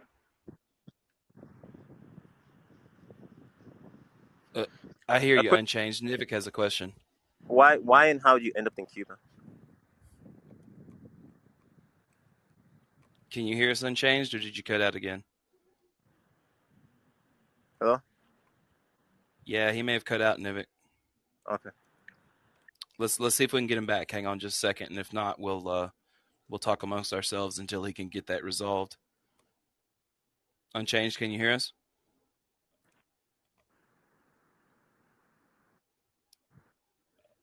I guess not. Nivik, if you had something to say, go ahead, bud. No, it's just that question. Oh, damn. He's back now. Yeah, Nivik had a question for you, Unchanged. Damn it. What was the question? It seems to be breaking up. Yeah. Yeah, go ahead, Nivik. No, I just was curious why and how you end up in Cuba. Is there any particular reason? I was living in Mexico. I was living in Mexico at the time, and my dad, like, he always wanted to visit Cuba, and originally he'd planned just to come to Mexico, and then suddenly his sister died, and his sister was a journalist, and her husband was a journalist, and her husband spent some time with Castro in the 70s, and so my dad insisted that we go to Cuba. Spend some time with Castro. Castro. Experience, I mean, so, yeah. Did you like Cuba? Yeah. Cuba was awesome. It's a very ontologically disturbing place, though.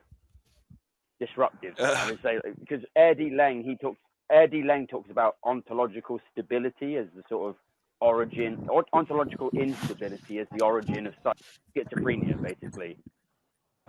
Your dad's sister hung out with Cuba. I mean, hung out with Castro.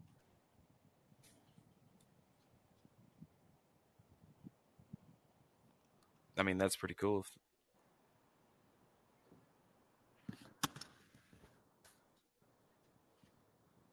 Can anybody else hear him? No, he's gone.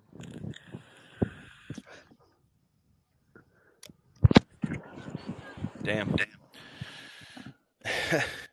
Sorry, there's so many problems, Unchanged. Seems like a phone or a...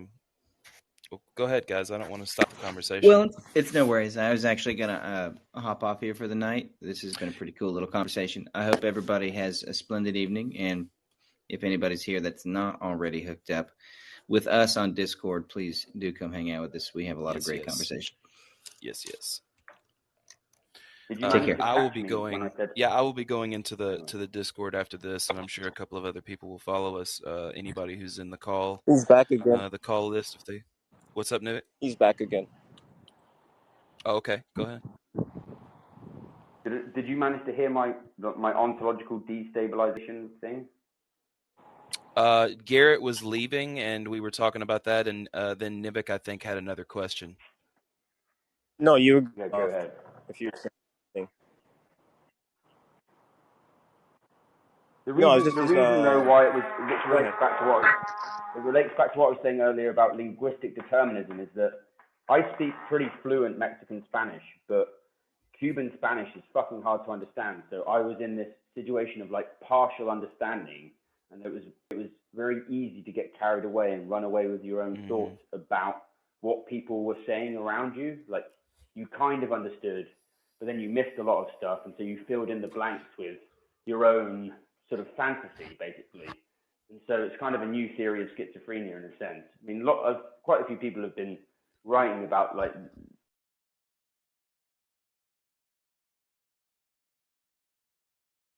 linguistic determinism in relation to an identity, because the schizophrenic experience is very similar to the mystical experience. They might just even be the same phenomena in a sense, but so much of the mystical experience is bound up in shamanism and sort of people trying to have the experience rather than just doing the experience. And the doing of the experience can only occur with the suspension of trying, but suspending trying is also trying not to try, which is what the Buddhists sort of argue. So I've been high as a kite before on everything from shrooms to lysergic acid to DMT, ayahuasca, different forms of DMT, and I never came away from it thinking that I was in a realm of mysticism while I was in there. It was always just, it felt like deeper forms of different shapes and objects and hallucinations of imagination and things like that. It never felt magic. It's understood, you know what I mean? Because you're understanding I think it that's from a scientific standpoint. And just to quickly add an anecdote there, because do you know the band of 13th Floor Elevators? They're sort of the pioneers of psychedelic rock, and the sole surviving member in the liner notes of their debut album, which is called Psychedelic Rock or something, I can't remember what it's called. Yes, I'm familiar with it. He talks all about this because he was the jug player, and he was just the sort of manager, the architect of the band, and he used to just systematically drug all of them without them knowing. And so he was trying to get them to have this mystical experience because they knew they were being drugged, but they had no idea what they were being drugged with. And so it just became infinitely confusing to them, so that they were in a position where they could more readily access sort of some kind of mysticism.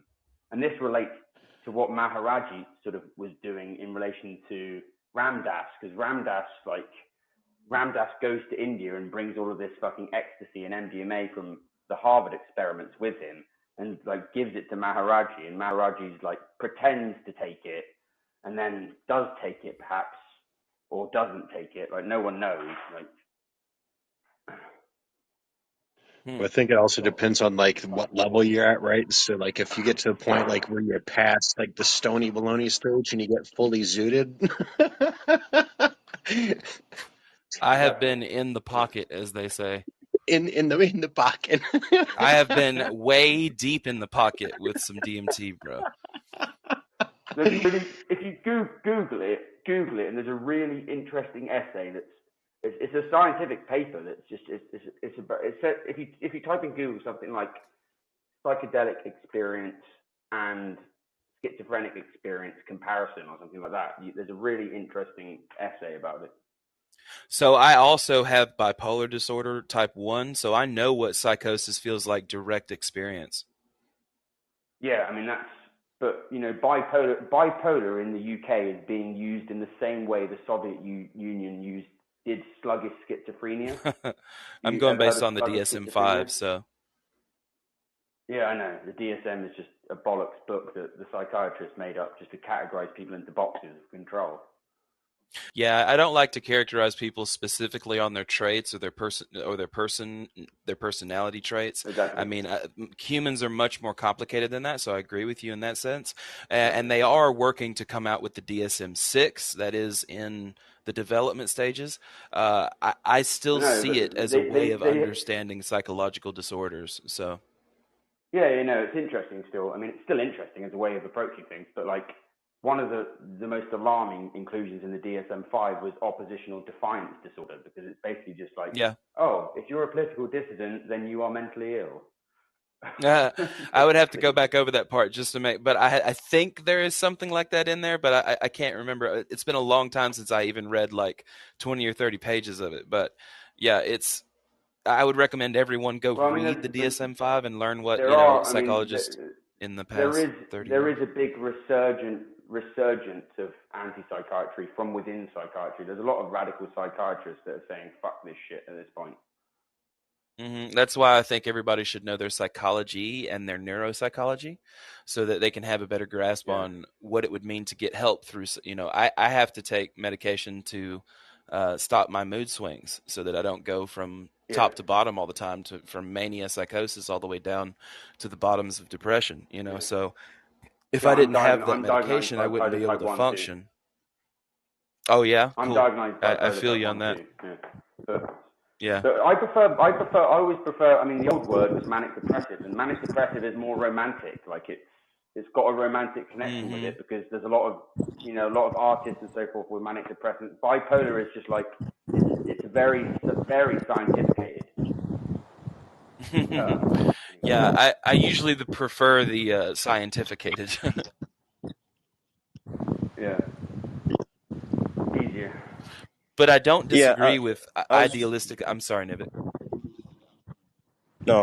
no, no. It's just summing up what you guys are talking about. I thought like at first you're talking about like if you believe in uh, things that don't exist, type of mysticism, like spaghetti monster, and then I'm realizing you're talking about like those. It's it's about people who could be tripping, or people just could have mental issues, or a person that actually believes in their delusion potentially in mysticism, right? Well, yeah, but then That's believing in mysticism isn't delusional from the standpoint of the person experiencing that mysticism. Of course, like it's You like David the Hume, idea. right? You know he said revelation is necessarily first person, right? Exactly. Yeah. Yeah. So it may be good enough evidence for you, and I can't convince you otherwise, but we've got to be able to Exactly. show that evidence to other people in but order to convince them Yeah. that. Exactly. we have levels of self control, and where you could reflect, introspect within, Yes. and Yeah. I We always have the wonder ego. about. We do have the ego. Yeah. Yeah, and I always wonder, like on that topic, I always wonder if a person is genuine in having self control. Are they getting triggered through their emotions and being more impulsive? Like you say, lust or rage or whatever, ego. Um, and there's nothing wrong with that. It's kind of like I think it's good to channel your emotions in a way, and getting understanding of it, and utilizing it instead of being impulsive and acting out in rage. And I think that's what animals do. They're that's why humans, like, they have a larger prefrontal cortex, and they take in information, Well, and they well, I take mean, in knowledge, and they can override their emotions. So but if you feel like taking a piss in the supermarket, to, you don't take a piss, you to go to the bathroom. to challenge you, yeah, but to challenge you on that in a Kafkaesque kind of way. If you look on my SoundCloud, there's a conversation I had with this guy in a coffee shop, and it's just called Frank, and the guy was called Frank anyway, and it tells this story of how I became a leopard cat in the jungle in Taiwan, and I literally lost because I was engaging in Taoist practices. I suspended consciousness for about 6 hours and just became one with the jungle, or at least that was my perspective when I was involved in it. I ended up waking up in a tree, and I was just like, I was way up in the canopy, and I wake up and I'm like, what the fuck is going on? And because consciousness kicks back in, the ego kicks back in, and it was just like, what the fuck? And it was just the strangest experience.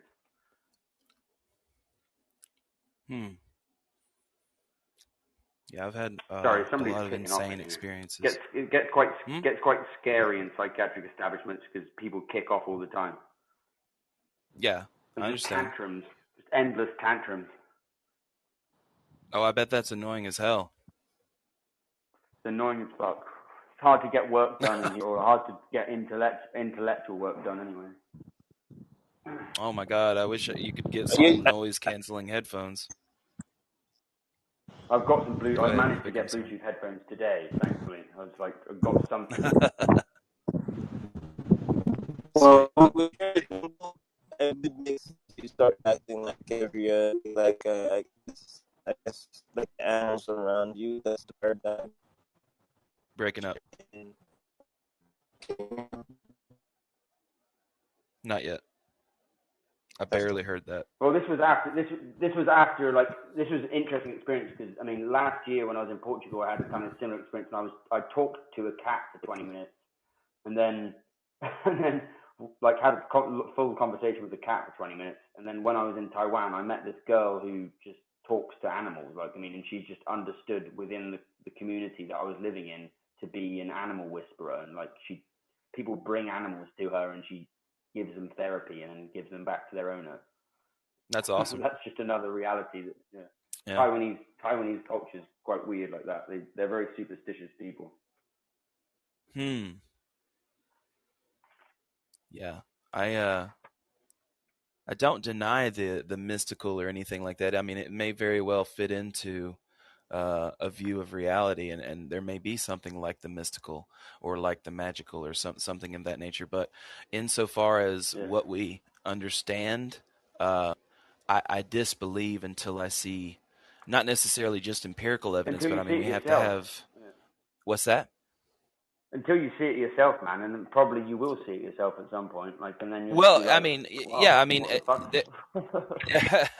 I think what what happens is the god of the gaps, and if anything is beyond your knowledge and reason, then you just blank compensate and understand. So he is yeah, cutting out a little bit, Nivik. I'm sorry. Can you hear me now? Hello? Yes. Hello? Yes. I'm just saying that's a Yes. natural human trait to naturally seek understanding, and if there's a knowledge and logic gap there, then we just fill in the blank of making up shit in order to cope psychologically, to put at ease of. Yeah, I mean, I feel like the problem is that a lot of people that experience psychosis or bipolar don't have the requisite sort of like intellectual understanding to be able to comprehend it in a rational way. Yeah, I understand. That's what I mean. Like self control. If you're becoming, by no choice, you're becoming like what you're in. Like when you're using the example of the being in the jungle, it would make sense to start becoming like the animals in the jungle, but that's what you are because there's a civilized world outside of the jungle, and sometimes when you're in a paradigm, you have to consider, you know what, maybe there's something beyond where I'm at that is different, and you should look outward in exploring and trying to find answers, because when I look at the environment, like it's kind of like when I think of the environment that you're in, I think of it like if you're in the ocean and you zoom out and you see the effects of what's happening around the ocean. You see like storms and hurricanes and what's going on. So that's going to have an effect on where you're at and in what's happening to you. You can't just you can't just be in the small space that you're in and think, okay, I know everything that's going on. You have to kind of zoom out at times, and because when the further you zoom out, you can see that there's more powerful forces that would dictate your outcome, so to speak. You get what I'm saying? So you might think, okay, I'll go in that direction because I want to go in that direction. But when you go in that direction, if you zoom out, you realize you're going into a hurricane, right? And that would be a bad idea, or a riptide, or whatever. You know what I'm saying? It's good to It's good to explore outward of where you're at to see what's going on beyond you. Yeah, I mean, it was the case of zooming in and out simultaneously. I mean, this is kind of the Chinese tend to approach things from sort of an outside-in perspective, and we Westerners kind of approach things from an inside-out perspective. But I mean, that's a generalization, but it no, I know what you mean though. Yeah. It's more about the being being the center of with the West mindset. Yeah, exactly. Yeah, And that's it's like the ego, subject that you mentioned, the individual. It's all about the individual. It's more hierarchical. Exactly. And I think there's a balance between those two. I like both the West and Chinese view, and I think there's a yin yang between the individual versus the collective, and they're not separate, and they're mutually complementing, and they're not exclusive, because Definitely. the group are made up of individuals, and I think there's an exchange between both of them. It's kind of like, if you care about the Well, individual, then you should care about the group. You know what I'm saying? And if you really care well, about creating a strong individual, then invest in a group, because not everybody in the group's the same, and they will create a strong individual well, by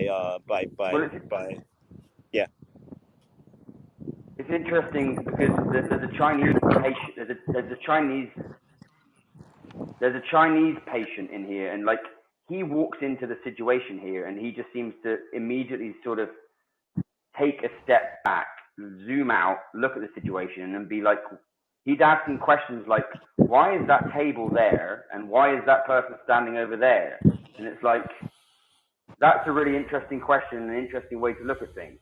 Like, and another anecdote like that is that there's a TV show in the UK called Room 101, and like celebrities go on the TV show and they nominate things that they'd like to get rid of in the world. And I turned that, or somebody else has done it before, but I was using it as a teaching exercise when I was teaching in Taiwan. And I gave it to a bunch of students in my debate club and was like, okay, this is Room 101, this is a game, choose something that you would want to get rid of in the world. And like the students were really struggling, and like eventually one team was like, we get rid of war. But then this kid said, if there's one thing I would get rid of if I could put anything to Room 101, I would put the Room 101 into the room. In other words, he was saying, I would put the concept of the idea of getting rid of something into Room 101. Like in Chinese culture, like the idea of getting rid of something is itself sort of horribly problematic. And it was just a very profound observation. I mean, a lot of Chinese students, like in Taiwan, they just have an inability to express themselves in terms of Western sort of rationality. And there's so much untapped wisdom in some of these people that it's just, it's a tragedy. I think that we Eastern haven't traditions should be been, taken very seriously, especially the Dharmic traditions, Exactly. for sure. Yeah, for Definitely. sure. Everybody should be aware of Buddhism and Hinduism and Sikhism and Jainism and things like that. Everyone should read the Tao Te Ching. Lao Tzu's Tao Te Ching, the foundational Yes, text I to start agree. Chinese civilization. I agree. Everybody should read the Tao Te Ching. Absolutely. It should be mandatory reading in schools. It's just a very simple text. Yeah, I actually think profound. it probably should be mandatory. Especially if you're gonna take philosophy courses, or you're gonna take psychology courses in college. I think that would be very helpful if you studied the Tao Te Ching. Yeah. And it just opens things up so much more, and it'd be a very good book to introduce in high school in general. I see what you mean by untapped, Eastern untapped philosophical resources. You know what I mean? I didn't want to interrupt Nivik. I kind of jumped in on them. I think it's interesting to relate that to Chinese language itself, because you've got to remember with Chinese languages that they start with the symbol and then they move to the vocalization. Whereas in Western languages, you start with the vocalization and then move so it goes from speech to writing rather than from writing to speech. Okay, I can see that. Yeah. I need to do a little bit more study on linguistics. Chinese is all symbolic. And all the characters are just tiny little symbols. And with each sort of period of Chinese history, like different monarchs, basically, the Chinese symbols change over time. And it's like, if you go right back to the origins, the first two characters in Chinese language were sun and moon. So it has like pagan roots. Have you ever been to China? I mean, that sound like a crazy question, but it seems like you've been quite a few places. Yeah, I lived in Taiwan. I've been to Taiwan. I've been to China 3 times. That's awesome. Oh, okay. Yeah, I And haven't been over Taiwan, the world as China? Japan's much very as you. interesting. Taiwan, I China, or lived in China, South China? Korea, lived in China, and Taiwan. I've been to both. Wow. I lived in South You know Korea. I what? lived in South Korea I for never. 2 years, and I spent 2 months in Japan. And I'm kind of conflicted with He's got a China. little bit of a delay. At times they seem. I'm kind of conflicted a bit with China. At times they seem fascistic and imperialist like, and I sometimes wonder if that's just I'm misreading I think it's a or misreading in the sense that, like, Xi Jinping states publicly that his objective as leader has always been the eradication of poverty, and so remember that it is a communist country, and they're trying to protect the revolution, much in the same way that the Cubans protected their own revolution. They become totalitarian because they're trying to protect the revolution, and so the totalitarian surveillance state that Xi introduced is his attempt to prevent Western influence from corrupting the youth into the individualism that leads to hyperconsumption. I So that's a very see. positive reading of It's about the very collective. positive reading of. It's a very positive reading of Xi because the totalitarian surveillance state in that country is just out of hand. It's awful. In China. Yeah, in China.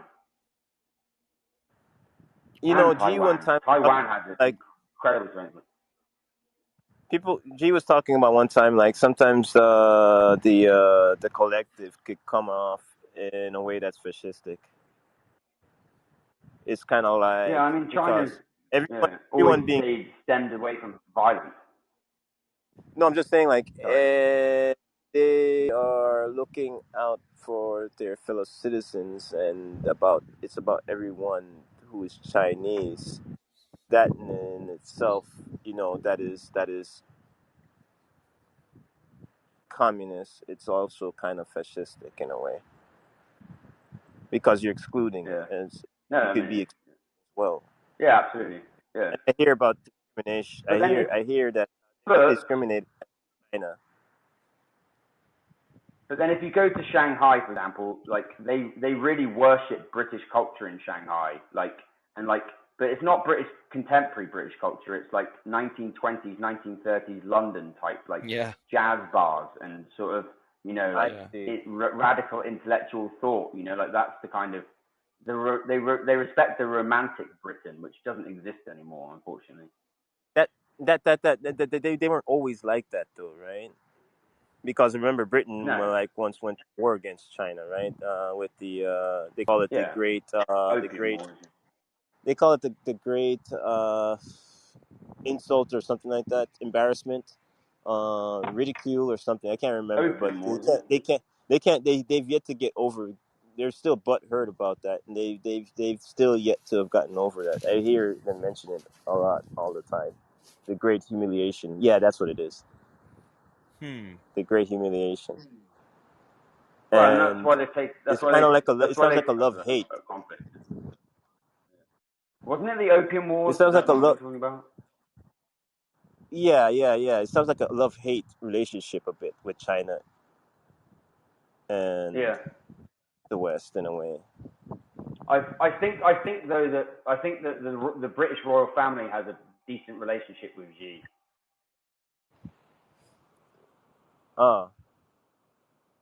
It's almost as if I mean, because there's resent. we're in the It's interesting. like this. I honestly suspect that there's a military coup that's just happened in the United Kingdom. Prince Harry has staged a military coup in the country. Real What do you quick, mean? Nivik, there's a big delay with unchanged phones, so that's why he accidentally keeps interrupting you. Well, Prince Oh, Harry no problem. is really pissed off at his dad, and he's kicked Prince Charles owns Cornwall, which is the very last southwestern county of the United Kingdom, and it used to be an independent state. It was once upon an independent state, a duchy, and technically it's still a duchy. And Prince Charles and his wife, the Duchess of Cornwall, are de facto owners. They own Cornwall physically, like they own the land of Cornwall. And Prince Harry has come back to England and has just said, "Fuck off, Dad. I'm taking Cornwall. I'm going to turn Cornwall into some kind of alternative system because Cornwall is a very sort of underdeveloped area of the country, and he's going to just take control of it." I think.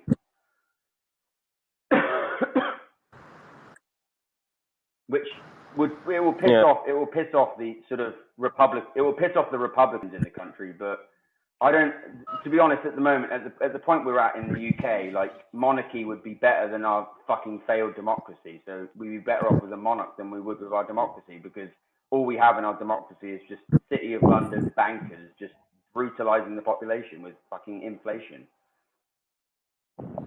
But that came from monarchy. Those came from monarchs, didn't they? The descendants, the British bankers. Are you there? Well, Hello? no, but we I mean, if you look at the British system, it just leads to electoral dictatorship, and we've just had electoral dictatorship for the past like 20 years because the Tory party just have gerrymandered the fuck out of the country so they can't lose. This is what I'm saying. You're saying that you might as well have, and I'm saying potentially you never have left that, right? Because the people who are of power are descendants of monarchs. So it's almost as if it's false democracy. It's like it's I don't, you get what I'm saying. It's like absolutely. It's just a mask. Democracy is just a mask. It's not really. Well, it's like as I was saying, like Vivek says about capitalism. Yeah. It's like I want to ask you, capitalism with a smiley face. It's like democracy with a. Sorry about that. I wanted to ask you that behind the scenes, do you still think that like the royals still rule? Yeah, I mean, well, if you look at Canada, for example, this is where Prince Harry probably got his idea from, because I think it was Stephen Harper that was in charge, and the Queen dissolved Parliament in Canada. It was a very anti-Republican move, and it pissed off a lot of Canadians because the Queen stepped in and dissolved Parliament in Canada. So they can do this. They have the right to do the same in the UK. I think Prince Harry is pushing for a dissolution of Parliament.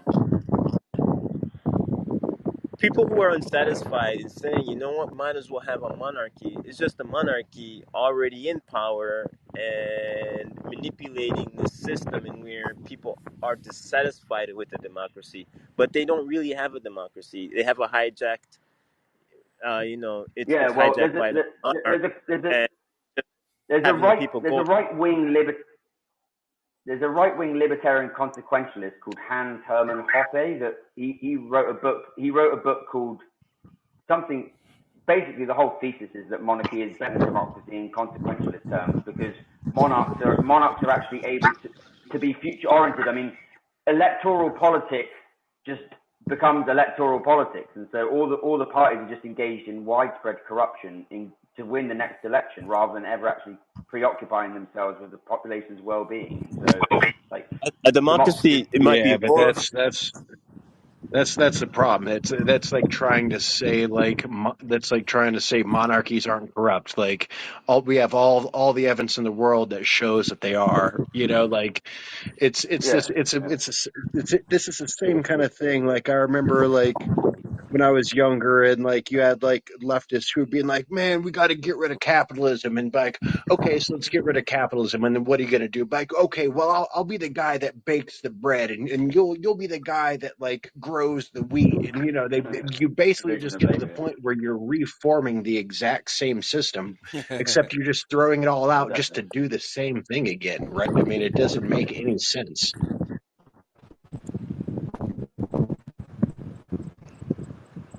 Like if we got rid of democracy, we would just end up with. Yeah, but that's the thing. I mean, like we can have an issue with the system, but it's like you could have the most perfect democracy in the world, and there's still going to be issues there, right? I mean, but it's still, absolutely. yeah. I mean, like nothing is perfect, so Scott, No, Scott, and Scott. it But just what I was comes pointing out down was to it. I was pointing out that people that are in power are descendants of the same fuckers that are of the past. That what he was talking about with the monarchs. No, literally. no, And not I mean, not necessarily. even figuratively. yeah. Well, That's they're true. all Not necessarily, because there's still a democracy, and people do have power, and that's why people have to be behind the scenes. It can't be a like an open, outright monarch like in the past. Like, I'm the king and I can say whatever I want, because people are part of the governing process, and they have power and they can push back against it. So it's more behind the scenes is where I was coming from, potentially. Uh, Because like he said, like British bankers are running things. I say, aren't those bankers descendants of monarchs? well, So they the are. same I mean, people who are in actually, power the through city of well, London the well, is same run. people that are the the same. well, So the what do you bankers think you're weren't the getting? monarchs themselves. They were like, they were like, they were powerful families, but not Well, necessarily. They weren't yeah, necessarily monarchs. Like the first, the Johnsons are just like they're just propertied landed gentry. They're landed gentry. That's the best way of putting it. yeah, I don't really know the structure. Like people who are nobles, duchess, what do you call it, viceroys. Lords, lords. Yeah. Princess. I mean, it's all the same shit. It's all the same shit, pretty much. They're just people at the top, right? And then they're Yeah, they're at the top of that system, and yeah. you It's have the just fucking elite. plebe, you have the plebes, and Elite you have the politics. peasants, and you have the serfs at the bottom, pretty much. So Yeah, that's what I mean by monarch descendants. They're not all yeah. monarchs, right? They're okay, nobles then. No, but I mean, yeah. what But I was saying like about I'm talking about. Huh? Go ahead, Unchanged. what I was saying was about accountability, because in democracy, like the way it's gone is that basically, like we see with Boris Johnson, he's just the most unaccountable politician ever. Like he just constantly shifts blame, and Yeah. like this happens in the United States too. Whereas with kings and queens, if you look at the history of monarchy, especially British history, it's like if the king fucks things up, then people will march on the king and fucking behead the fucker, right? I mean, like there's Oh clear man, I don't accountability. know. I mean, like George classically had no fucking accountability. That guy was fucking bonkers. True. Yeah. Yeah. Or Yeah. Henry, But right? Like then Henry there that will killed be his a killed coup his at some wives, point. if he felt Henry because he VIII. felt like it. Yeah.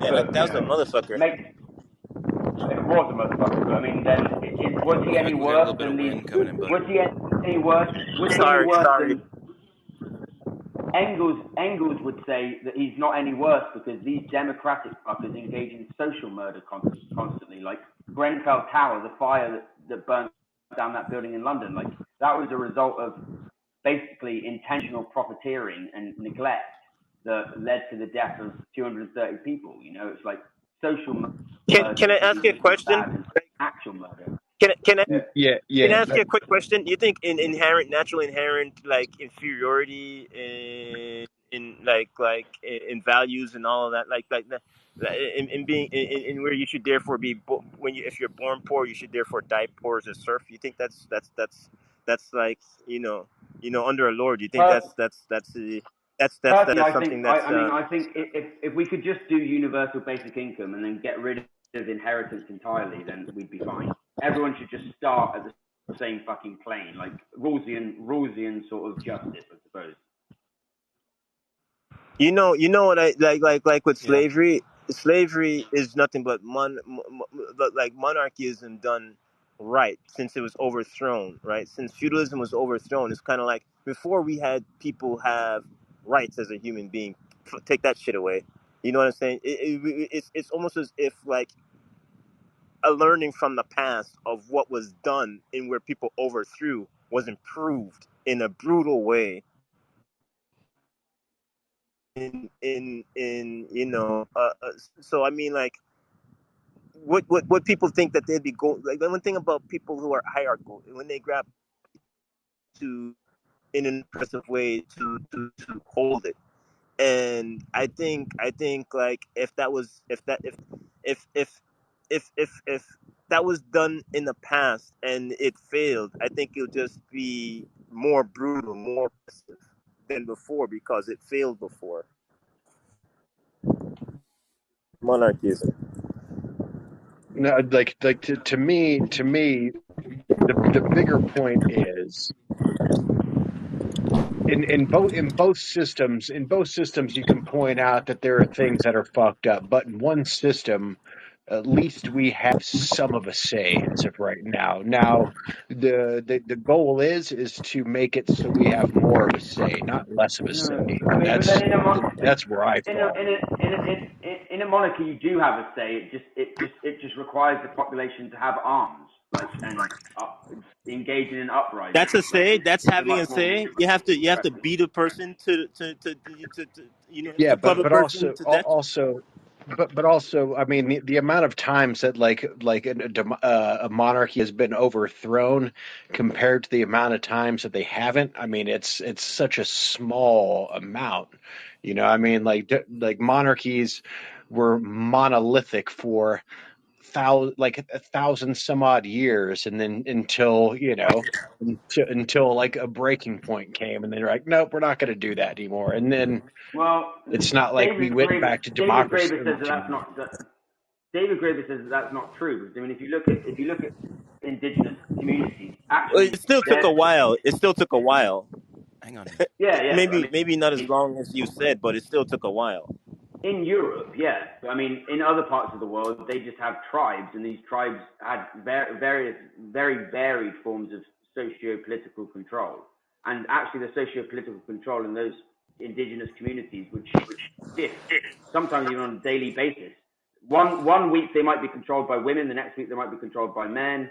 In some cases, it would be based on seasonality, and they'd have a democracy in the summer, and then they'd have a king in the winter. It was all over the What place. made you think? What made you think monarchism imploded? What made you think? What were the reasons for that Right now. I mean, because collapse? if you look at the news in Britain, there's just murders happening everywhere. No, It's no, like, no, no, no, and no, no, no, no, Slow no, down. no, not today. uh, Not today. I'm talking about like what was the reasons why it ended up collapsing in the past? well, I know, usually it's like social injustice. people Give him a overthrew, chance to people answer, rose bud. up, of course. Yeah, people rose up, and social injustice leading to uprising.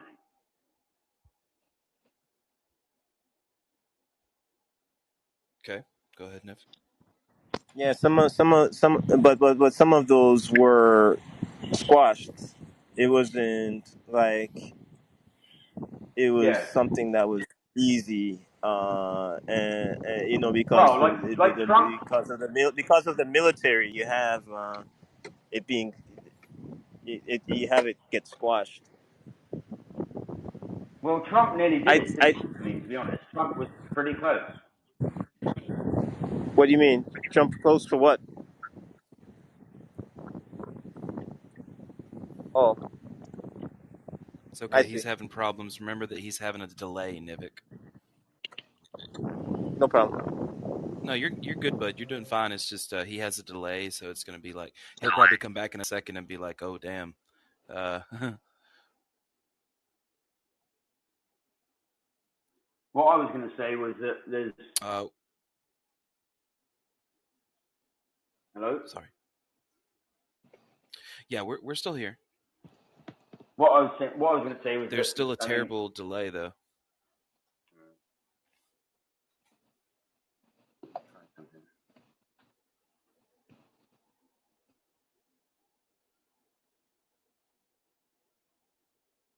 It's all right. You still there? He said that Trump was pretty close to overthrowing. I'm guessing what is modern day monarchy.